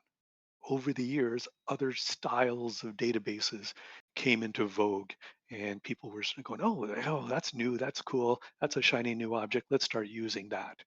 So we essentially, the database, relational database, had competitive products out there that sometimes they were fads. They came and disappeared. Some of them kind of came out of what do you call it, vogue. One of the things that happened was, hey, this is really cool and neat, but ultimately when I put it into a production environment, it's really hard to secure. It's really hard to administer. So it would start to fade off. What Oracle did was say, not wait for them to disappear, going, hey, well, customers obviously looking for that type of functionality, whether it's objects or or XML or JSON or whatever.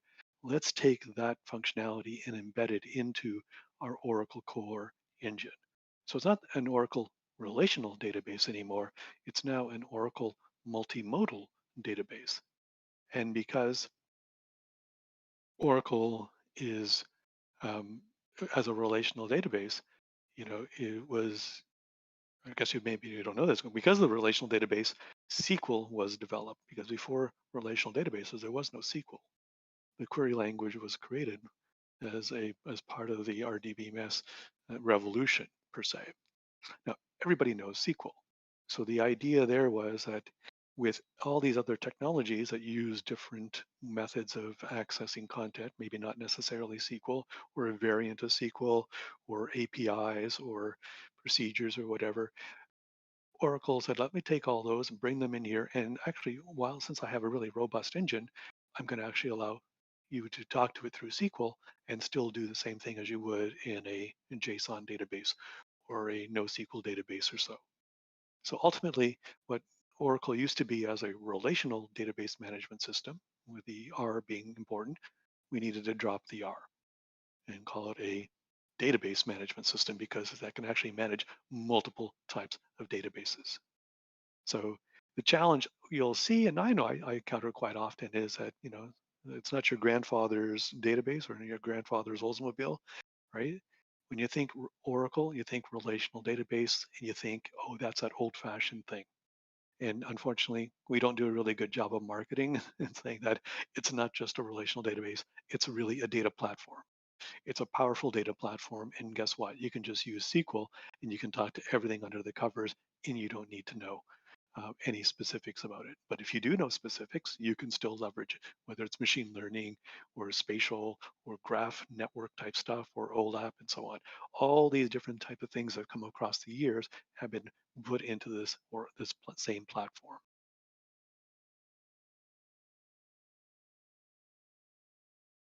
And what's coming new, right? So historically, I don't know if you're familiar with the Oracle databases from version 7. There was 9i, 10G, 11G, and 12C. And recently, we changed the naming convention so that it actually ties to the number, to the year. So the current version is the Oracle 19C database. And there was supposed to be a 20C, but it was delayed because of COVID-19, and it's going to come out and be called database or 21C for representing coming out next year, but I think it'll probably be available towards the end of this year or early January.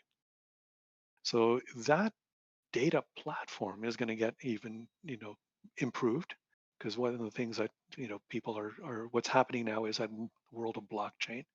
Yes, it's not just used for, not cyber, but like those currencies, cyber, what's the right word? Whatever any kind of currency. It's being actually used inside organizations for being able to do keeping track of like a ledger or a distributed ledger type of technology. So the net is that Oracle says, hey, well, that's going to become very useful. Why don't we embed it into the database so that it just becomes native, a class 1 type inside the database, and you can apply SQL to it and so on. So that's the next thing. So we're always constantly improving this and adapting this environment. So if you think about your cell phone, your smartphone, it's actually replaced many, many other products. You don't necessarily use a camera anymore. You don't carry I don't actually, most people don't necessarily use their smartphone as a phone. I do because I'm a bit of an old timer, but the younger generation don't. They do everything but talk on their phones. But what it means is that it's one technology that's converged multiple types of products and brought it all together. And that's what the Oracle database platform is. It's doing that same type of convergence and bringing everything together. And this is just making it that much more simpler so that this database platform or converged database or multimodal database, whatever we want to call it, this is not only simpler to manage, simpler to deploy, but also simpler to take care of from a security aspect, which is what we're eventually going to get to in our discussion. So really what we're dealing with is not just a relational database, but something that has a whole lot more complexity. And typically we don't need multiple DBAs. We just want one DBA to be able to manage all of this. So we have a balance here that we're trying to get, is how to manage more complexity, but using fewer resources. And what that implies is we need to make things simpler.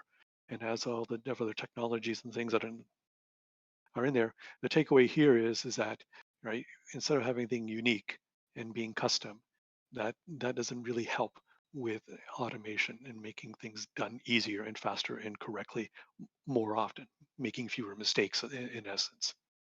Automation requires more standardization. So if you think of it this way, when you go shopping for shirts, they come in different sizes, right? Sleeve lengths and neck sizes. So you need to know exactly what size you are. But when you go to buy a T-shirt, you only get like standard sizes like small, medium, large, extra large. So that simplicity of standardization makes things easier to manage, produce, or whatever. So that analogy still holds.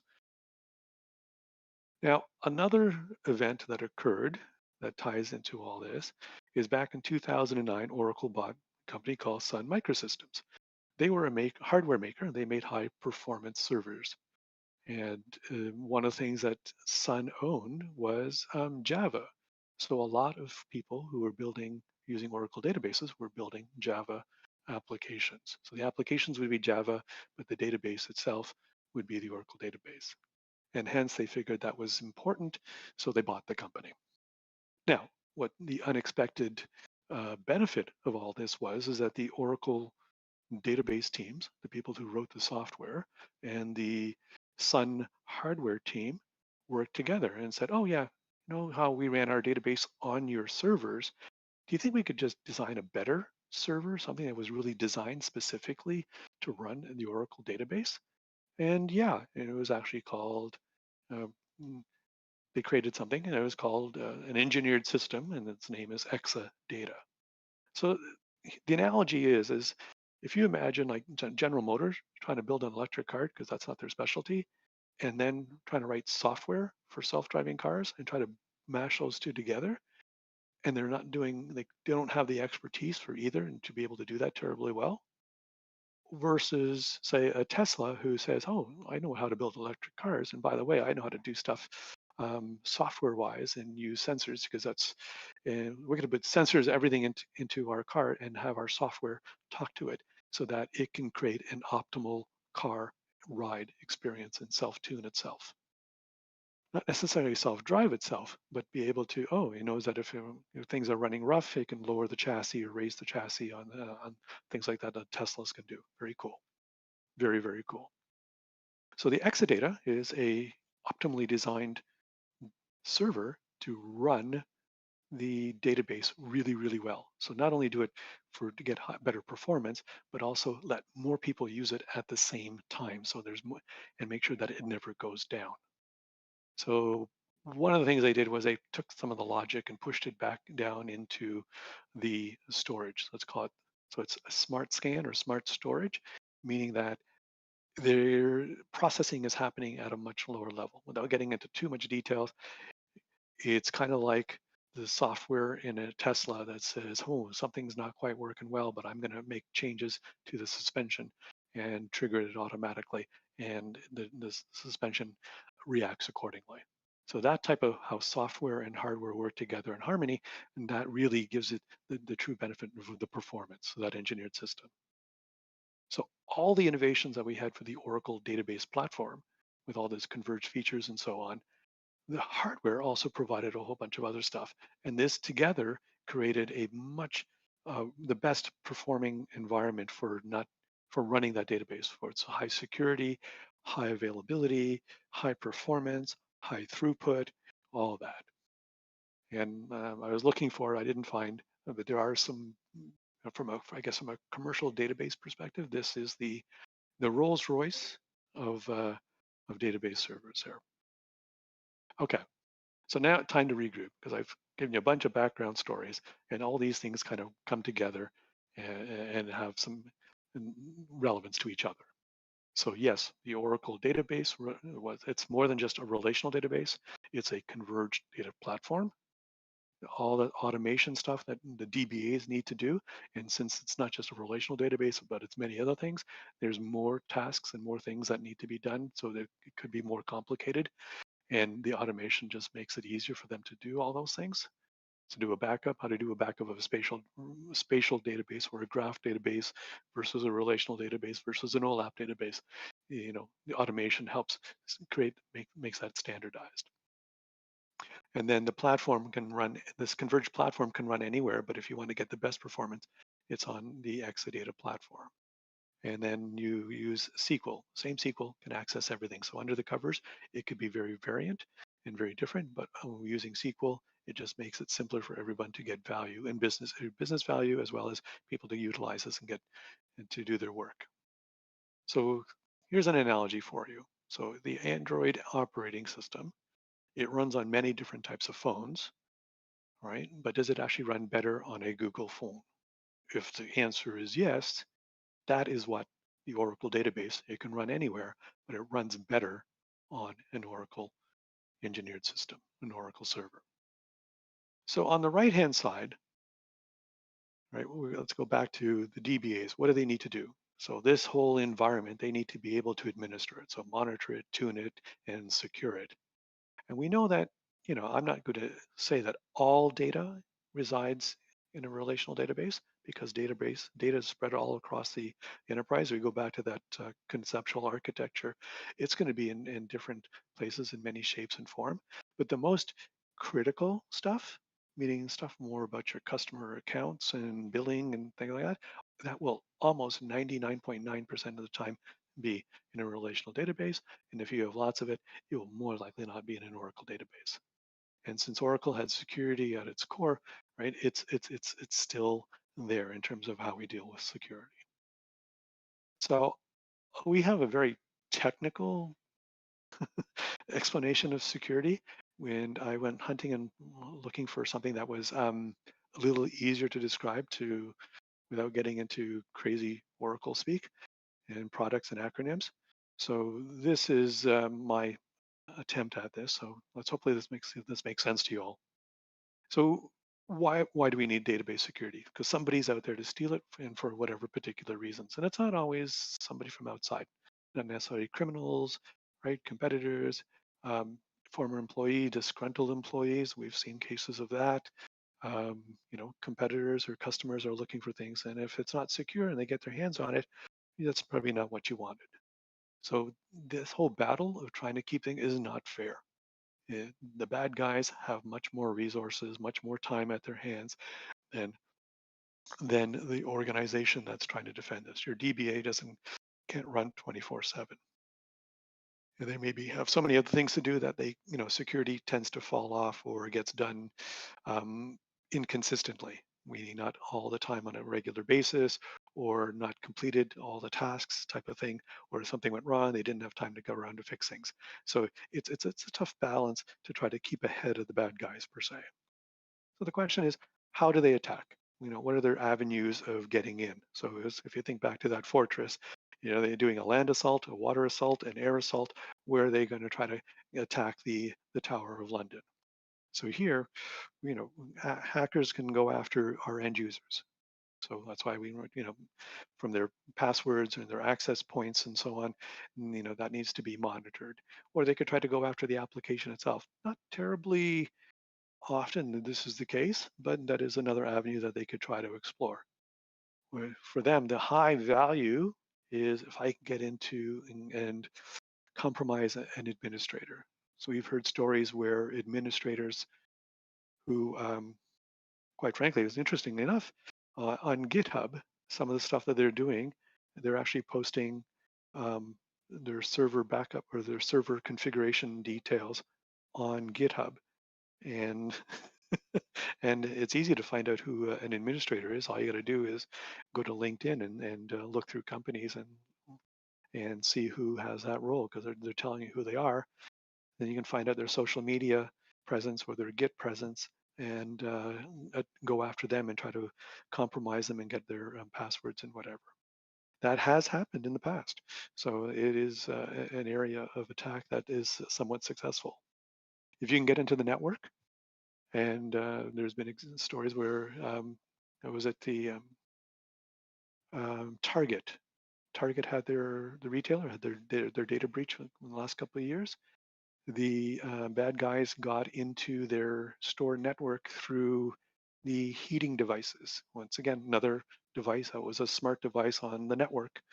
And obviously, some of these devices have, whoever builds them puts pretty basic admin security login credentials.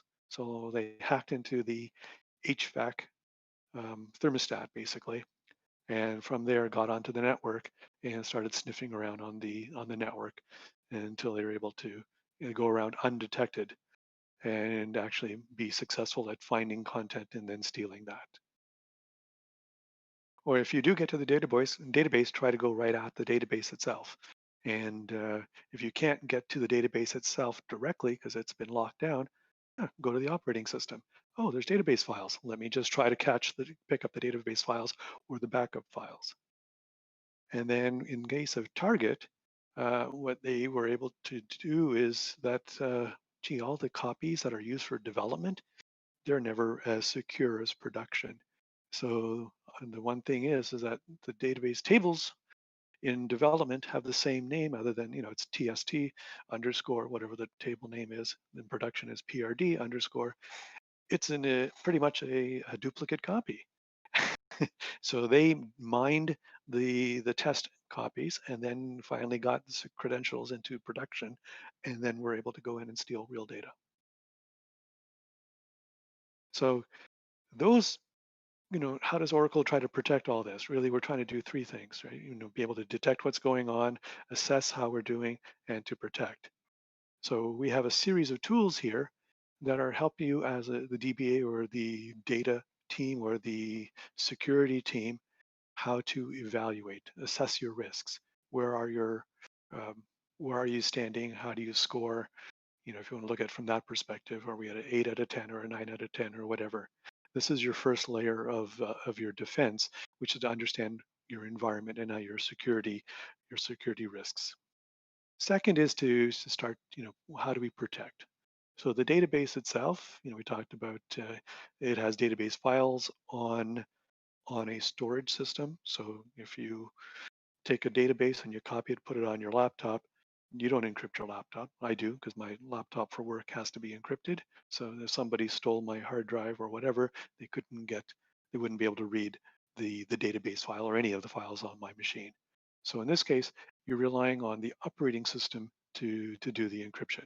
So what Oracle said, well, that's fine and dandy, but we from the database will actually do our own encryption inside the database, so that even if you got the file, it's going to be gobbledygook to you.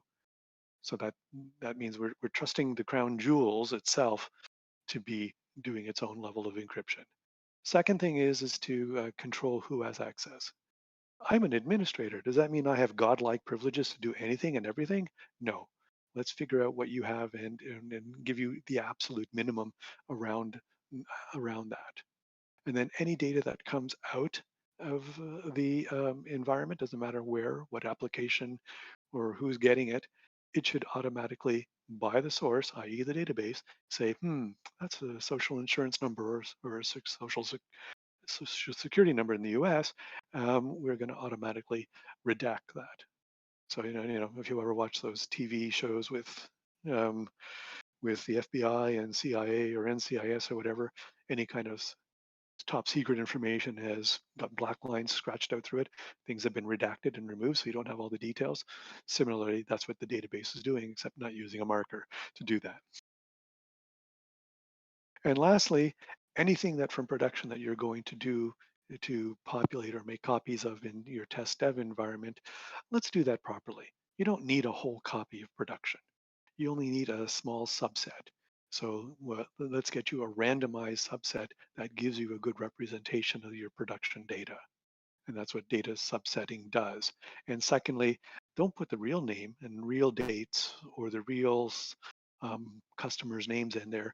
Let's scramble it up so that it's not real data, but it is realistic looking data.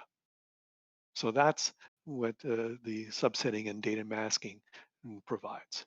And then now we're going to start detecting. So we're not just going to look at the Oracle database. We're going to look at database plus other databases and what's going on in your environment. We'll look at the operating systems and bring all that information together and put it in, not just logging it, but doing a log, but more secure. So it's like, again, it's an audit, meaning this is like government compliant level auditing, meaning that you cannot change it. It is like, from an auditor's perspective, this is what the records show, that is what happened, and nobody has tampered with that. And then let's take that information and then actually use it to look at behavior, who's coming in, what's connecting, how are they connecting? Is something different? Is that an anomaly? If it is an anomaly from what has been happening in the past, then let's react to that. So I may be the administrator, I log in from the office, all right, or you guys, you're doing some work, you're logging into your application or whatever, or your environment through school.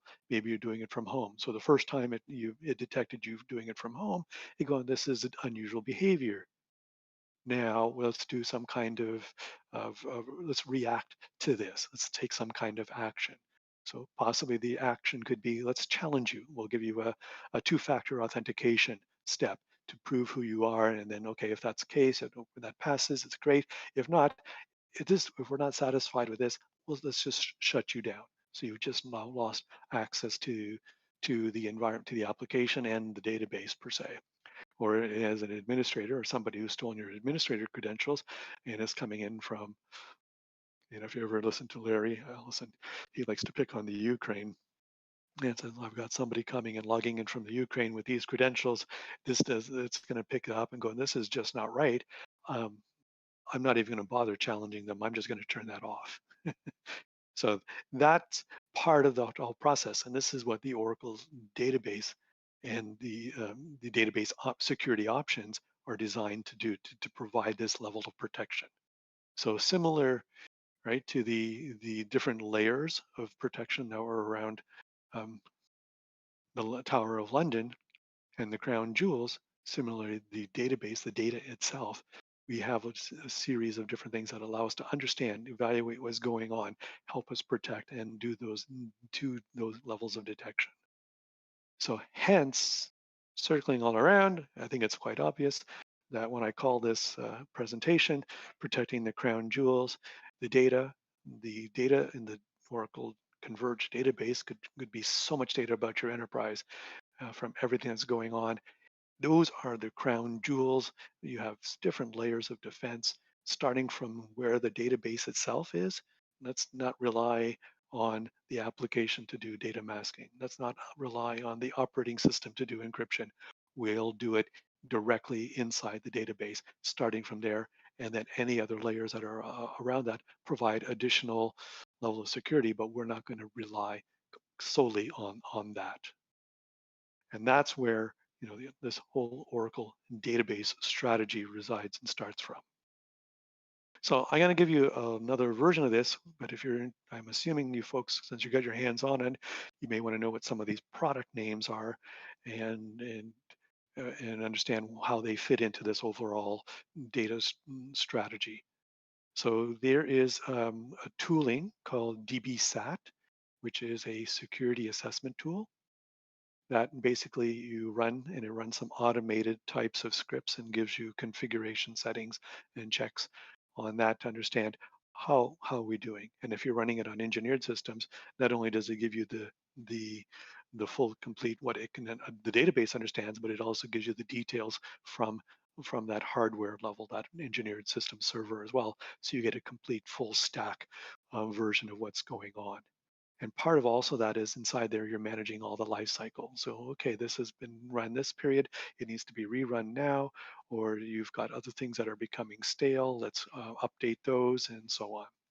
The audit vault, which is the auditing of who's doing what, who's connecting in, and so on, if there's any kind of anomalies, all that is being captured not only in logs, but in a secured environment in that audit vault that meets regulatory and three-letter U.S. federal agency standards for that level of compliance.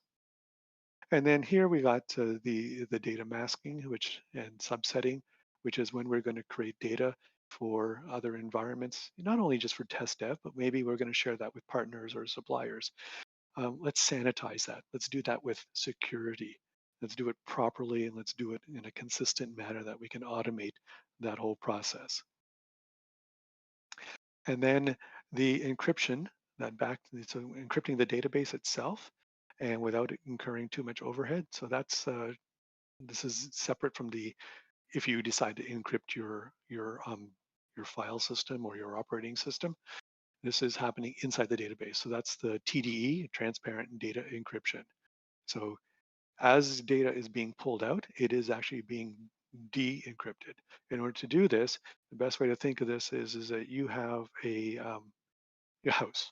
You have a key to the front door of your house. So once you're in the house, you can do whatever you want. So with transparent data encryption, you can actually encrypt separately each of your databases, or each database table, or each database table space. So you can get very granular. So back to the house analogy is, imagine if you used the key to the front door and you got into the house, but you wanted to go into the bedroom, well, you needed a different key. You want to go into the kitchen, you need a separate key. So each of the rooms has a separate key. So with transparent data encryption, you can encrypt at a very granular level, and each of those is going to have a separate key. That's a lot of keys to manage on a keychain. So the idea is that you would put that into a key vault, a secure storage where all your keys are, and then you would rotate these keys periodically, so that if something became stale, you might have a security policy says, okay, we're going to, every 90 days, we're going to reissue all the keys, and create a script that says, okay, so the database, the copy of the test database, or the backup copies also need to be updated with the changed set of keys type of thing. So instead of trying to do all that manually, the automation that helps with all that is very valuable, so that you would use, if it was too hard to use, people wouldn't do it. And if they wouldn't do it, then they're vulnerable. So here, administrators, like I said earlier, we don't want to give them godlike access. I'm an admin, I'm a super user. No, we're trying to do away with that. Really what we're saying is, what are you an administrator for? What do you need? You only need access to this one database, not all the other databases. Or like some companies today, they actually take they hire third-party companies. So somebody else, and like an outsourcer or somebody in India, or they're going to do your administration and do your updates remotely. So you want to make sure that they have credentials, but their credentials are limited to just what they need to do. And by doing that, you're keeping things as secure, as opposed to giving them super user access. So they may only be able to run database backups, and whatever, those type of scripts and those types of functions on the database, but they can't actually log in and look at what the content is inside any of the database tables.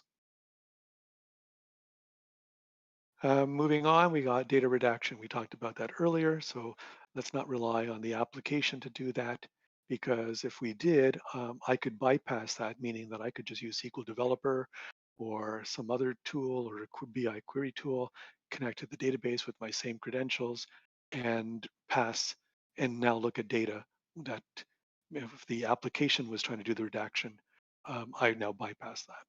So this way, with data redaction being issued by the database itself, it doesn't matter what tool, what kind of code or script. If you have credentials to look at stuff, it's going to, any sensitive information will automatically be redacted. So the policy is there. Once again, this goes back to the needs of those US federal agencies, that in order to make sure that it was absolutely secure. Secure information was kept redacted. Okay, so you put all this together, all these different layers of defenses around this, around the data inside the converged database, which we just call the database there for the Oracle database. This is all the maximum security architecture. Now, not every customer deploys this. Not every customer pays for all the options to do this. But if you are running the database in the Oracle cloud, we actually, all the database deployments in the cloud have this. We don't make them optional, we make it mandatory. The idea is that Oracle has rebuilt. They had a first generation cloud, which was not so great. It was a good kick at the can. But what they did was they hired some key architects from Amazon, from AWS, and from Azure, from VMware, and brought them into. Normally, our headquarters is in Silicon Valley, but all these cloud guys were basically up in Seattle, so they didn't want to move. So Larry built another office up there and put them to work. And they said, if you were to knowing what you know now about the clouds that you came from and whatever, what would you do differently? Well, we would kind of like the database. The database has security embedded in it, and right from the get-go, so it's not a bolt-on, but we don't make you use it, right? We want the cloud environment to be as secure as possible, and you have to use it. There's no way to opt out of it. And any database running on it has to use those security options here from the Mac that you see here in the maximum security architecture. So the idea is going future-wise.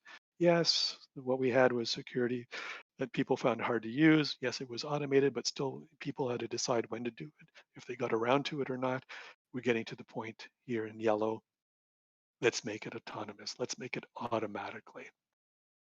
So what do we mean by autonomous? So if you think about your car, if you get in your car, and maybe people's older cars, let me go back here for a second, is your car. You have 4 doors. Say this car has 4 doors, and you want to lock the doors. You either have to lock each door individually. That's a very manual process. So either you reach around in the driver's seat, reach over, click, click, click, click, click. So that's kind of the early stages where we were at. In order to put security on, people had to manually do it, and they didn't always do it. And then we said, okay, let's make it automatic. So on the driver's side, you have one button. You press it, it locks all 4 doors. But you're still at the mercy of the driver deciding when to do it or not. So we get to the next level of autonomous. So that, so your car knows that, hey, as soon as I get in the car and I'm driving away, and as soon as I hit 20 kilometers an hour, automatically, as a rule, it's going to lock all the doors. So my vehicle is secure. Or secondly, another scenario is when I park my car and I exit it, it should automatically lock all my cars, all my doors for me. Now, this is where it starts to get truly autonomous, is that, hey, you're in your car, say you're gone out for a late night snack, gone through the drive-through, got some food. You don't want to eat it at home because you don't want anybody else or your roommates to know what's going on. So you're sitting in your car eating it, and your doors aren't locked, but your car can detect that somebody's approaching and it's a stranger. This is really kind of science fiction getting out there, but we're getting there. So this is essentially detecting not only there's somebody approaching, but it's a threat. So it would automatically, by itself, without asking you or prompting you or beeping you, whatever, it would automatically do that. That's the level of self-thinking and being aware of your situation is what we mean by autonomous. So Oracle, back in 2018, released the autonomous database. And what really is the autonomous database? It's really three things. It is the Oracle database running in the Oracle cloud with that very secure environment. And sitting next to it is a bunch of thinking, right? Artificial intelligence, essentially. Or I I get picky about the words between artificial intelligence and machine learning, but really what it is it's machine learning, verging on AI. It can almost get to think on its own. So what Oracle has done is said all the things that a DBA would normally do around securing or patching or monitoring for security threats around the database. We have all this history of data from what DBAs have done. We have trace logs and incidents, things from when customers had issues, and they sent logs to Oracle support, and they're mining all that and going, okay, oh, see, we this little blip occurred over here, and then 15 seconds later something else happened, or 5 minutes later this really bad thing occurred inside the Oracle database for this customer. So those type of failure situations, they use that as data to feed in to these machine learnings. And it's not even one machine learning program. They have 33, last I heard, 33 and growing machine learning programs that are sitting there going, what should a DBA be doing? DBA should be doing this task. So one or two machine learnings will be looking at just specifically those tasks. So these 33 machine learning programs are running and monitoring your database at all times. And there's a master machine learning program that governs all the other machine learning, kind of like Star Trek. There's that whole prime directive. In this case, this governing one says, do no harm to the database performance. For example, so you load some more data in there, and the data has a lot of empty columns or a lot of empty fields. So that's more of a sparse deployment versus every row being complete, so being a full deployment. So the indexing strategy around those are very different. So these machine learnings are looking at it, analyzing what the type of data sparsity is, and then deciding to make recommendations and going, okay, let's run some simulations. If we do this, what is the SQL plan, right? If you're familiar with that, the SQL plan, which is going to estimate the amount of effort and work that it's going to do to execute that query based on the environment. So it's saying, here's the current set of indexes, here's the new indexes, and so on, and let's decide whether or not we need to tune it, and so on, and runs all these things. So they ran some comparisons with this, this machine learning stuff versus really professional grade A DBAs.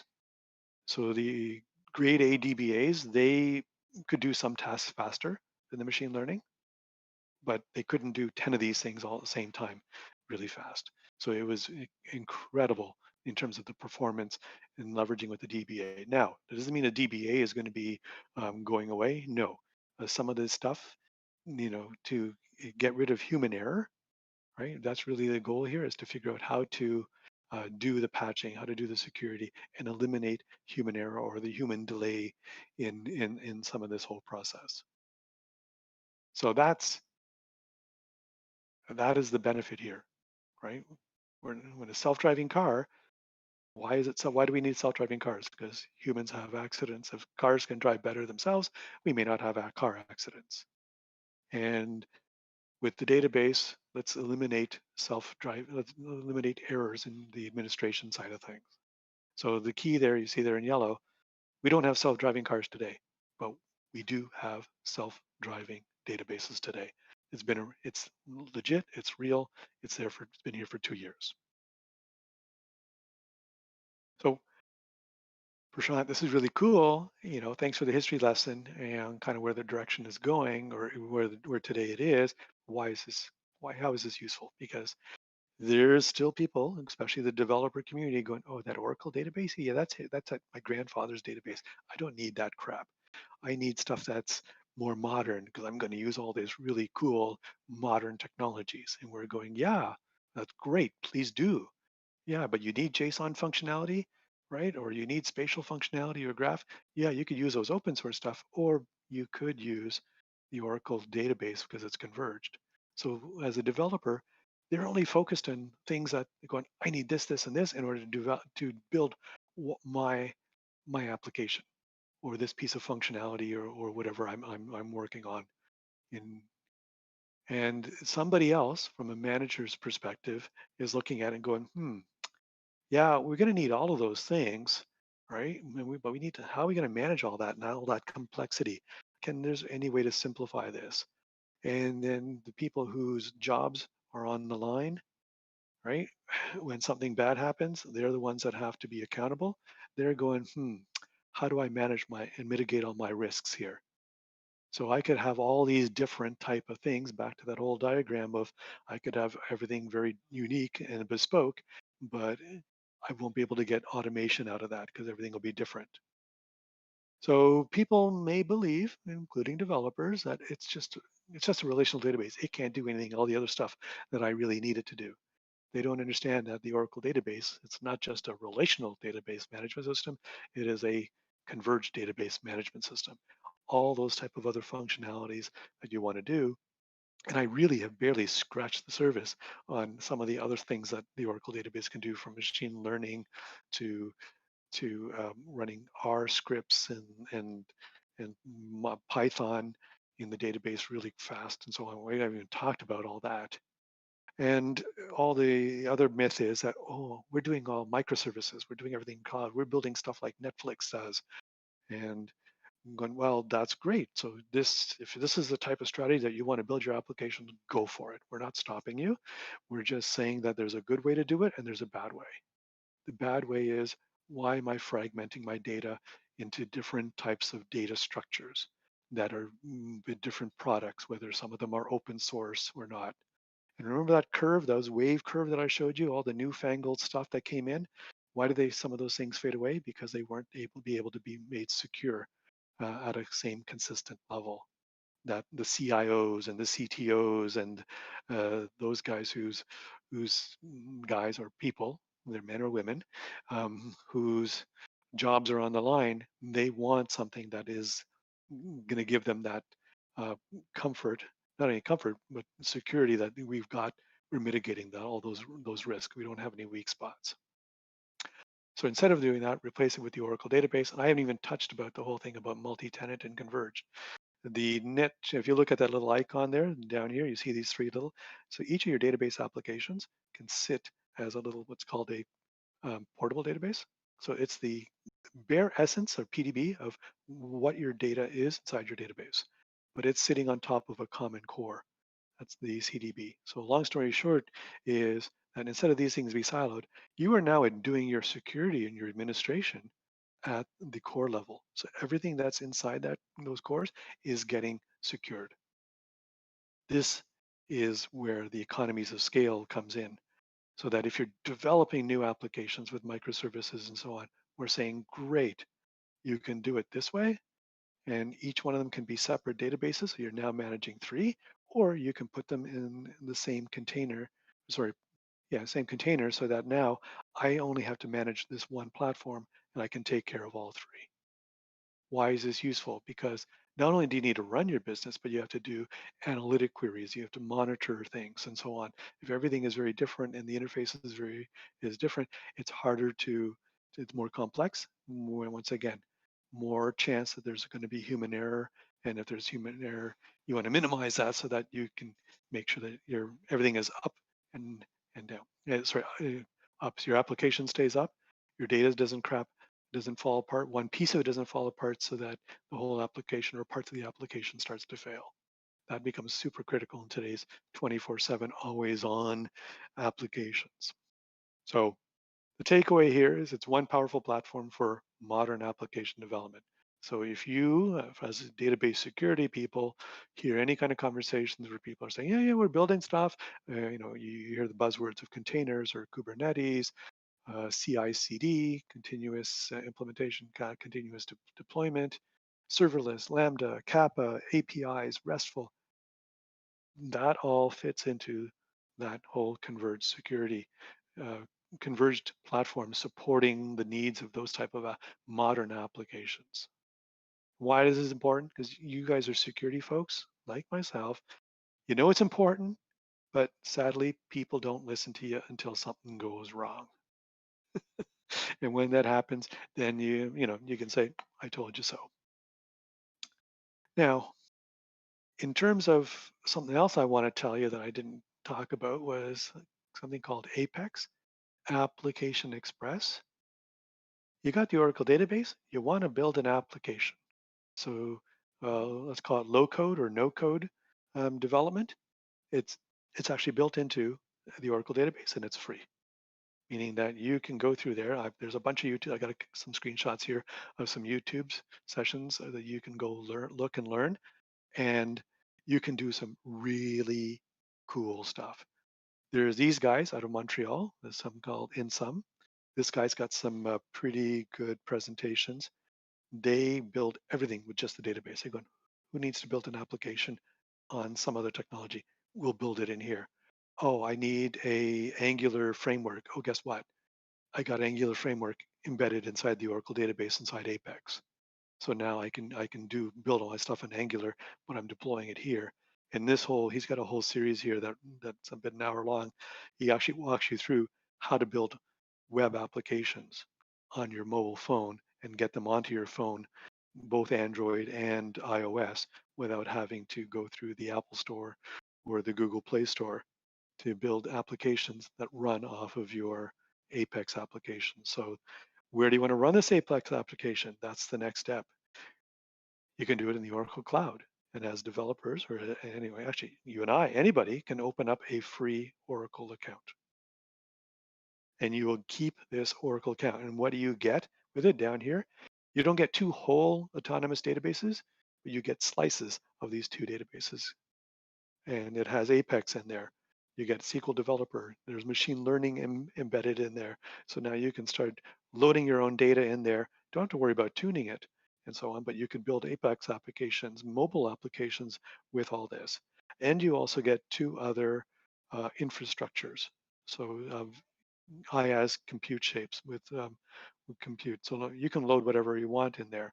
Some of the stuff we have is you have to rent it. Some of these PaaS services, that's why you get the $300 credit. I haven't used my credits.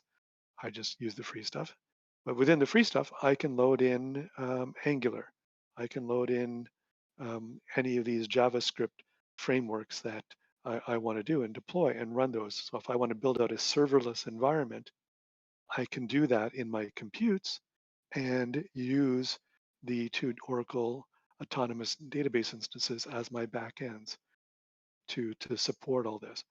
And as a project, I can build an application. Not only that, I can run this and I can share it with my friends and build a mobile app with it through that Apex thing that we just saw and do something really cool stuff without having to spend a dime. And what you're getting is the Rolls Royce of the Oracle database, the Oracle stack. And actually, when you're running autonomous database in the Oracle cloud, it's actually running on that engineered systems, that Exadata, the Exadata that's tweaked for running for cloud operations. So you're getting the best of the best of the best of the best at no cost for you to go off and explore and play with, and so on. Now it gets one step better, right? So there's our, I feel like one of those guys at a carnival show or someplace. Here, just step on up. I got something else for you for free, and I got it just one time only. What else I can give you? So here, there's a YouTube video. He does a really good job, a great job of explaining how database hackers come in and so on. I gave you the very simplified view.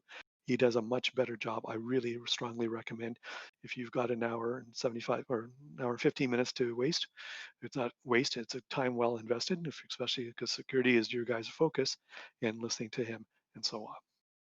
And that database security assessment tool, right? Since you have your own database environment, whether you guys have it at school or you have it through your free cloud account, hey, download the DBSAT tool and apply it. You can get it through the Oracle Technology Network. for free. Actually, if you probably just need an account, an OTN account, there's no charge for that, but just so they know who you are and that you're authorized to download it and use that, run those. So you guys being database specialists, getting hands-on familiarity with this tool makes perfect sense. So not only do you get the environment where you can do this, you got some videos, use Apex, build applications, right? And there's no cost for you to do all this. If you want to incur and go above and beyond, yes, you can use some of the metered services where you're going to consume some of those free credits. But ultimately, that's, if you want to learn and you're curious, go for it. Okay, with that, that's my presentation around the crown jewels. The data in everybody's organization is incredibly vast.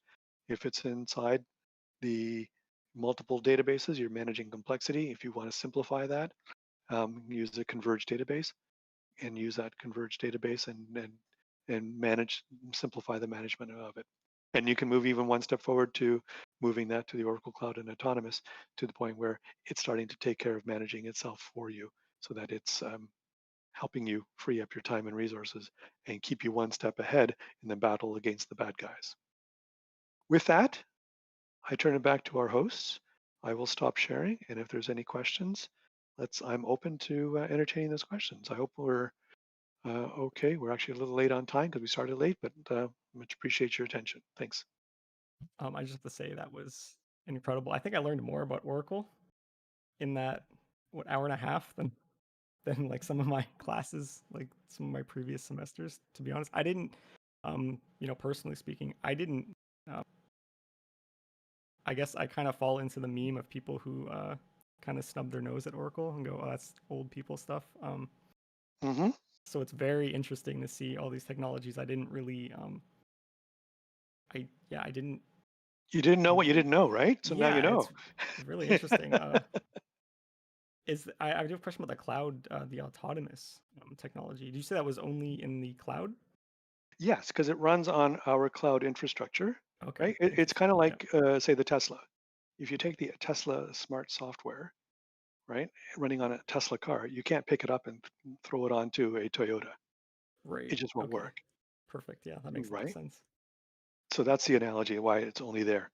But you still, without the autonomous pieces, you're still getting the automated pieces of the Oracle database and Oracle database management, right?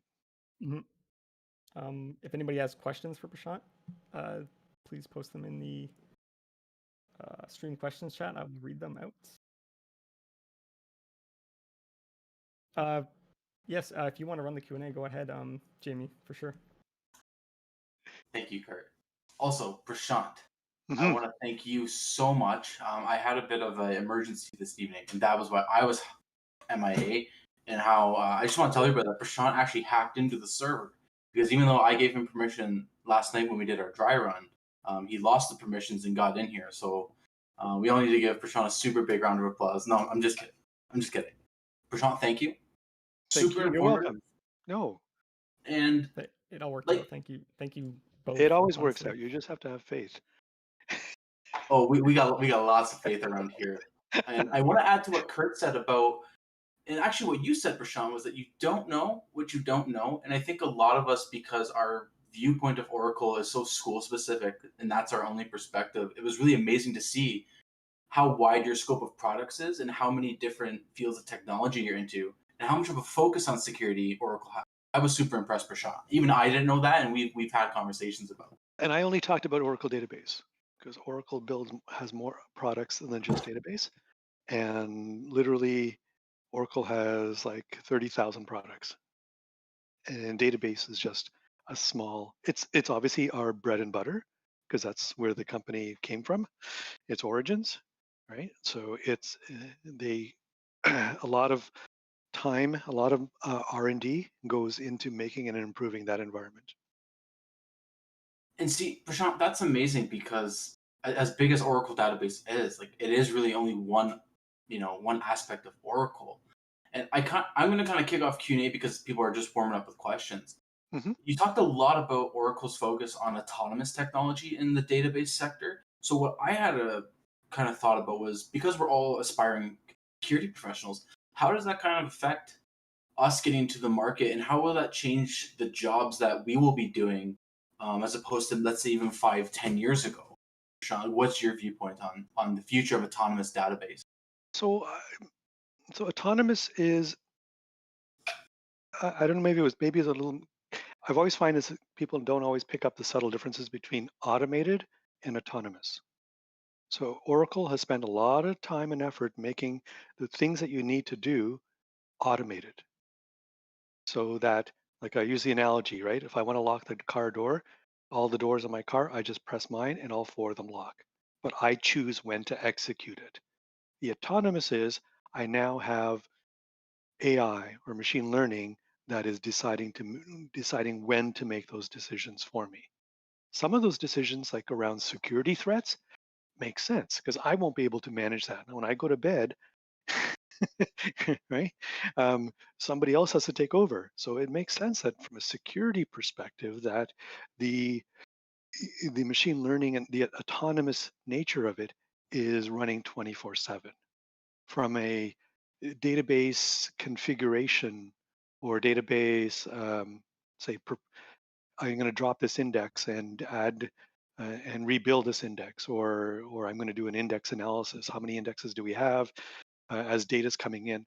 Because when we talk about streaming data, right? And if you guys delve into other databases and other technologies and stuff, you'll find it. I'm hoping you've either explored Azure or explored AWS. You're going to come across things like data schema on read and schema on write. Right? Schema on write is, hey, I'm going to have metadata. I'm going to have tables and structures and so on that the data has to fit into there. That's, if I use I'm using air quotes here as I talk. That's the old way of doing data, kind of like the old, Oracle's your grandfather's Buick of databases. So schema on, so the sensor data is coming. As I read the data, I know what it is. JSON, XML, right? And JSON is really XML better because it's lightweight.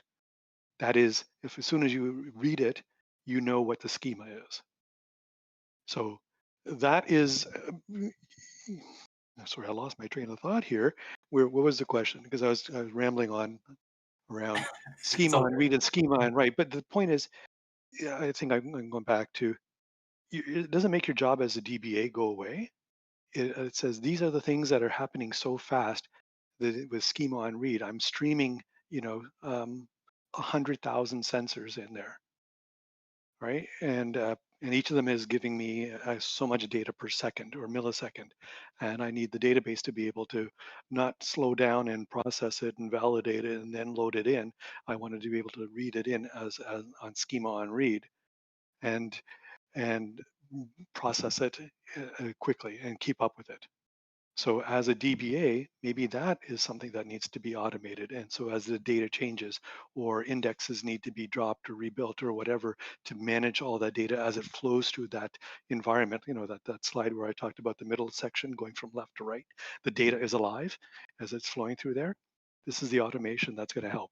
So does it mean the DBAs are going to disappear? I don't think so.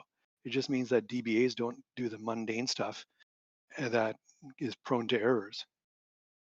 Right? So what I'm machines do it better. Oh, sorry, Prashant. What I was just saying was what I'm unpacking from that is basically because the volume of the data and the fact that you said the data is alive, it's almost forcing DBAs to create these automated tools to handle the volume.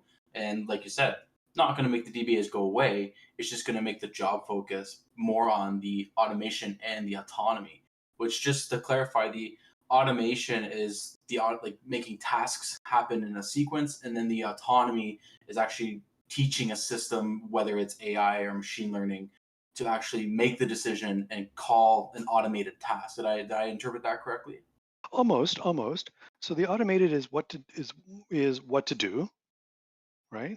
So when let's see, what's a good example in your daily life? When you get up, you probably do the same set of steps in order to get ready, in order to go to class, or to pull yourself up and get in front of your chair so that you can go to your Zoom or whatever session you do your schoolwork in, right? There's a set of routine tasks that you do.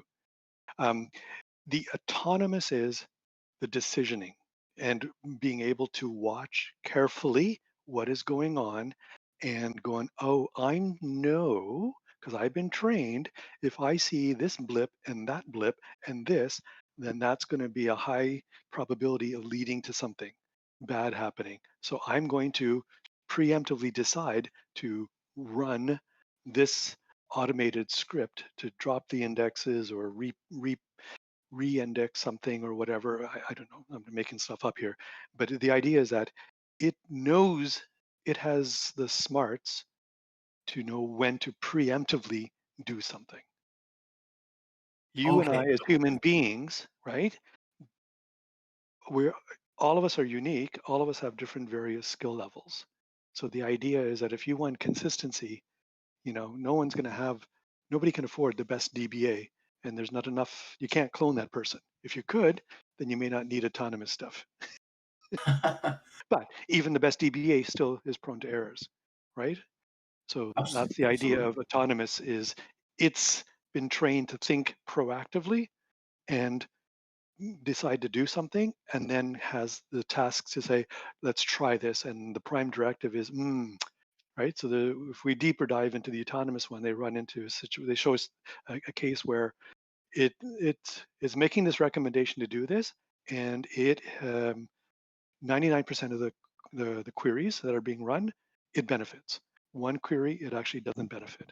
It actually slows it down. Oh, by the way, that query is run by somebody who reports to the vice president. So that query has been, from a, pardon me, a SQL plan has been prioritized, right? So you can run queries and put them at different priority levels. So all that gets factored in and says, okay, this is helping everybody except that one person who's super important. Therefore, the decision is, I don't make this change. Okay, so Prashant, with that being said, this actually ties into a question we got from YouTube, from R. Paul, and they asked, is Oracle database really a database, or is it an information management system, or is it both? So I think what they're trying to say, like, is Oracle database still just a database, or is it a full-fledged kind of like a CRM or an information management system? What is it, Prashant? What is Oracle database now? So okay, so if you call in a CRM as an information management, I'm not sure what the information management means, because I would say that you have data and you have an application tier, and that application has business logic to do stuff.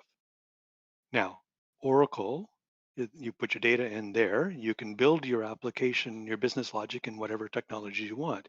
Oh, if you want to build some of that business logic in Apex, you can do so, because that's that low code, no code stuff that you can build applications inside the Oracle database.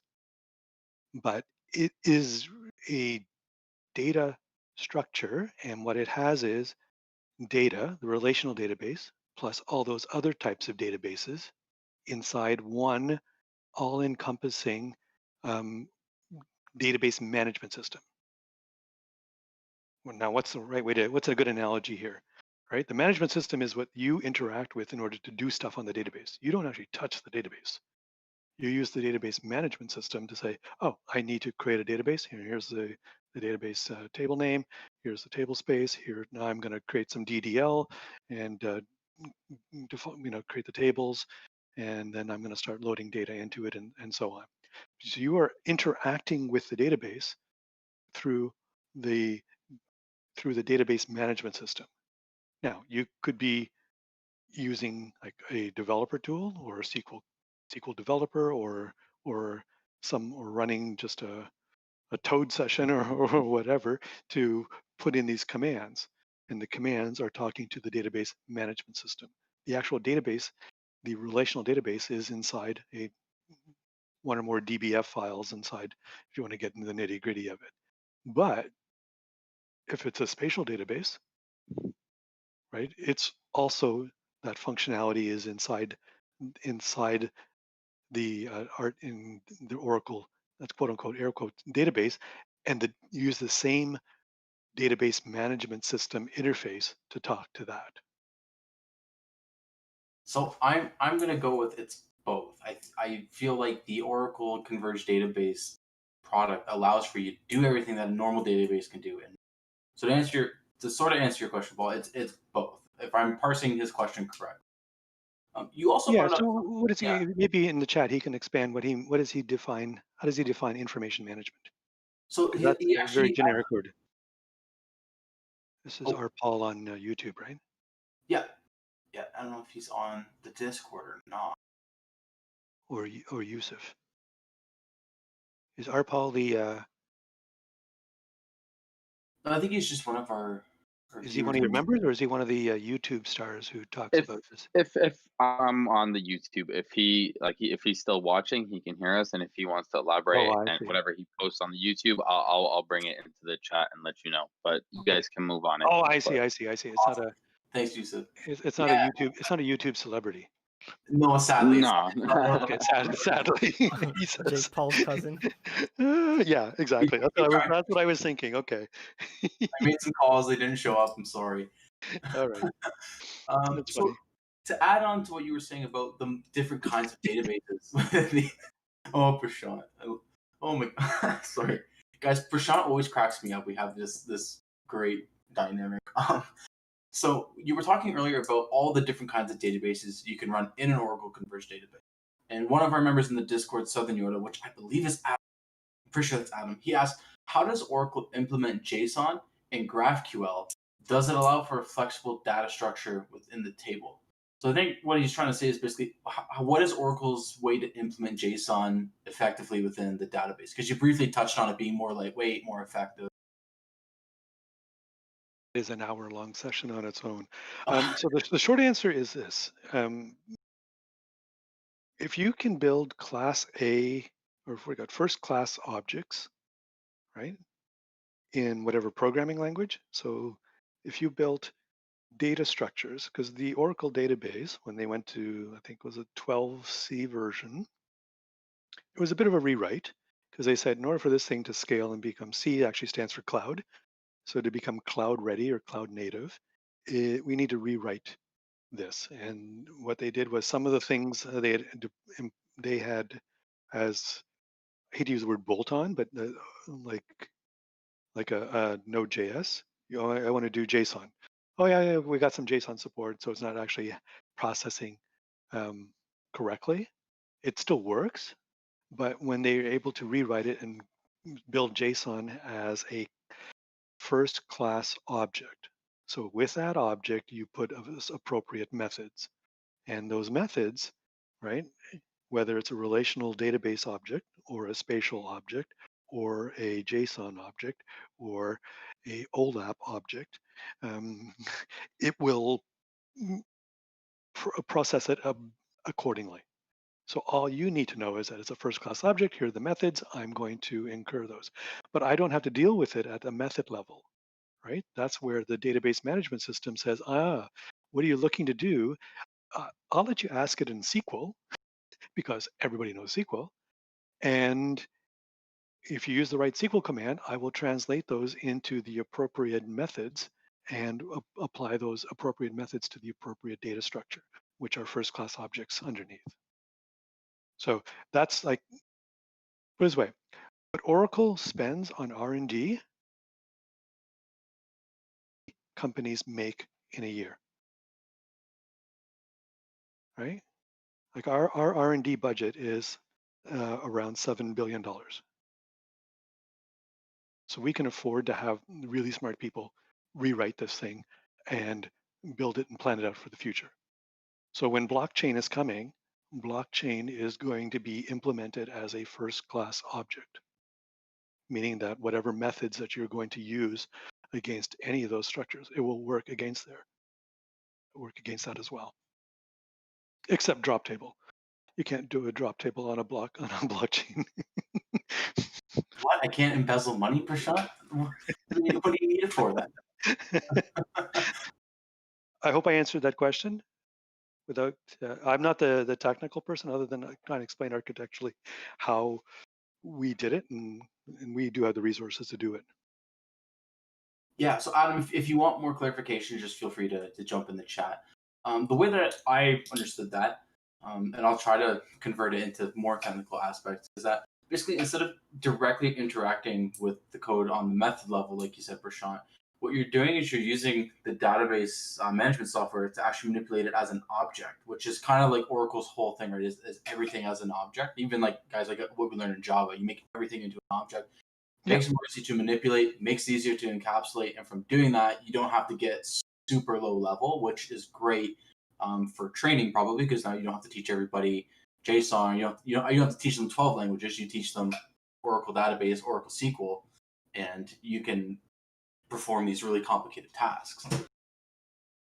That's how I understood that. Yes, So, yes, yeah. That is a very good interpretation.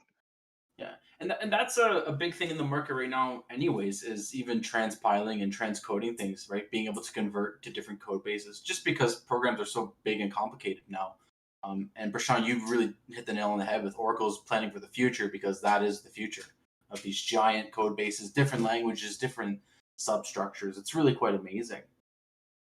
So there's a whole other there's some YouTube videos, I think it's by Oracle Product Management, around Apex, that says Apex itself uses a Java framework, a JavaScript framework in there, right? So when you hear all about all these, like Angular and I'm trying to think off the top of my head here, what are the other ones?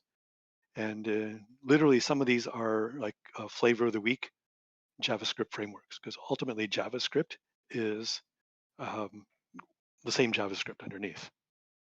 And JavaScript has its origins back from the 1990s. So in order to know everything about JavaScript, people, and make it useful, they build frameworks. So one framework becomes popular for a while, and certain developers build with that, and then the framework falls out of favor because they're not being maintained by the developers and the open source development community, and something else comes up and takes its place, and so on. So as the CIOs of the world are going, yeah, you know what, this is really cool, but I really don't want to put my business at risk here based on some open source stuff that is running possibly mission critical things, because that's just not going to fly with me, because if something goes wrong, I don't want to say, oh, well, the developer didn't do that because the developer's on holidays or he's been away for 6 months and he or she is not, that the patch was never issued for that. So that's where I think, I'm trying to remember the details of that session.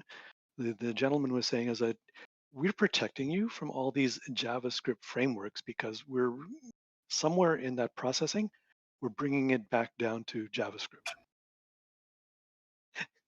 Yeah, and Prashant, that's hilarious, because I actually just got out of web development because of that. I felt a burnout trying to keep up with the speed at which that technology moves, and having to rebuild things that you spend all this time on. And that's one thing that I love about Oracle, is that having that self-contained ecosystem really just allows you to build these great long-term code bases, which I can appreciate because I don't like reinventing the wheel personally. But Because if you have data and you have, I don't know, do you guys spend some time doing PL SQL programming, right? You could write your business logic inside PL SQL and keep that in the database, and then use whatever finance. And then the other thing I didn't even touch on, right? Because we talk about modern development and APIs, is that the Oracle database has something called ORDS, ORDS, which stands for Oracle RESTful Data Services. Essentially, you could take any database query or a stored procedure and expose it as a API, a RESTful API. Now, then the Oracle Database Management System says, okay, I will let you do this, but I will manage the security handshaking of who can connect to and authenticate themselves before I let them actually get and receive data from that API call. Right? So all this serverless type stuff in development or functions, put it that way, that's the other way, right? And Amazon, they call it functions. So you basically, an event, it listens, it picks it up, and it doesn't actually do much programming, it just does an API call to something else. And if you want to have content that's in your Oracle database that you want to expose, you can either build your API layer that talks to your database, to a database query, or you could build your API layer in the Oracle database and use the Oracle database security and authentication to eliminate the middleman. That just sounds more pleasant. I like that, Prashant. You know what? that's way better. Well, it comes back to yeah. right. It comes back to: do you want Masons who are building a new, 6-foot wall around your fortress, or do you want to make sure that the inner sanctum where the jewels are is robust, and anything else like any other kind of new kind of way of doing something or threat? You go, that's interesting. How can we protect this? How can we? Well, no, why don't we do it? If we do it, and we can do it better because we're going to do it with security in mind. Prashant, I think Oracle's new mission statement or company statement should be: if it ain't broke, don't fix it. Or if you want something done right, do it yourself, because that seems to be the approach here, and I love it. So I would argue that Oracle, from a marketing perspective, right, the only way you hear Oracle is either through sailing or I guess when baseball. No, last year when the Raptors were playing Golden State was playing at the Oracle Arena. Okay, and then the arena got shut down, and Oracle took their name, and they where the San Francisco Giants play, what used to be AT&T Field is now Oracle Field, but baseball is not quite happening. Well, they didn't make it to the playoffs, so they're not even playing at all. But other than that, you don't hear about Oracle in terms of marketing. The silent giant of the field. And it's the second largest database or second largest software company on the planet, behind Microsoft.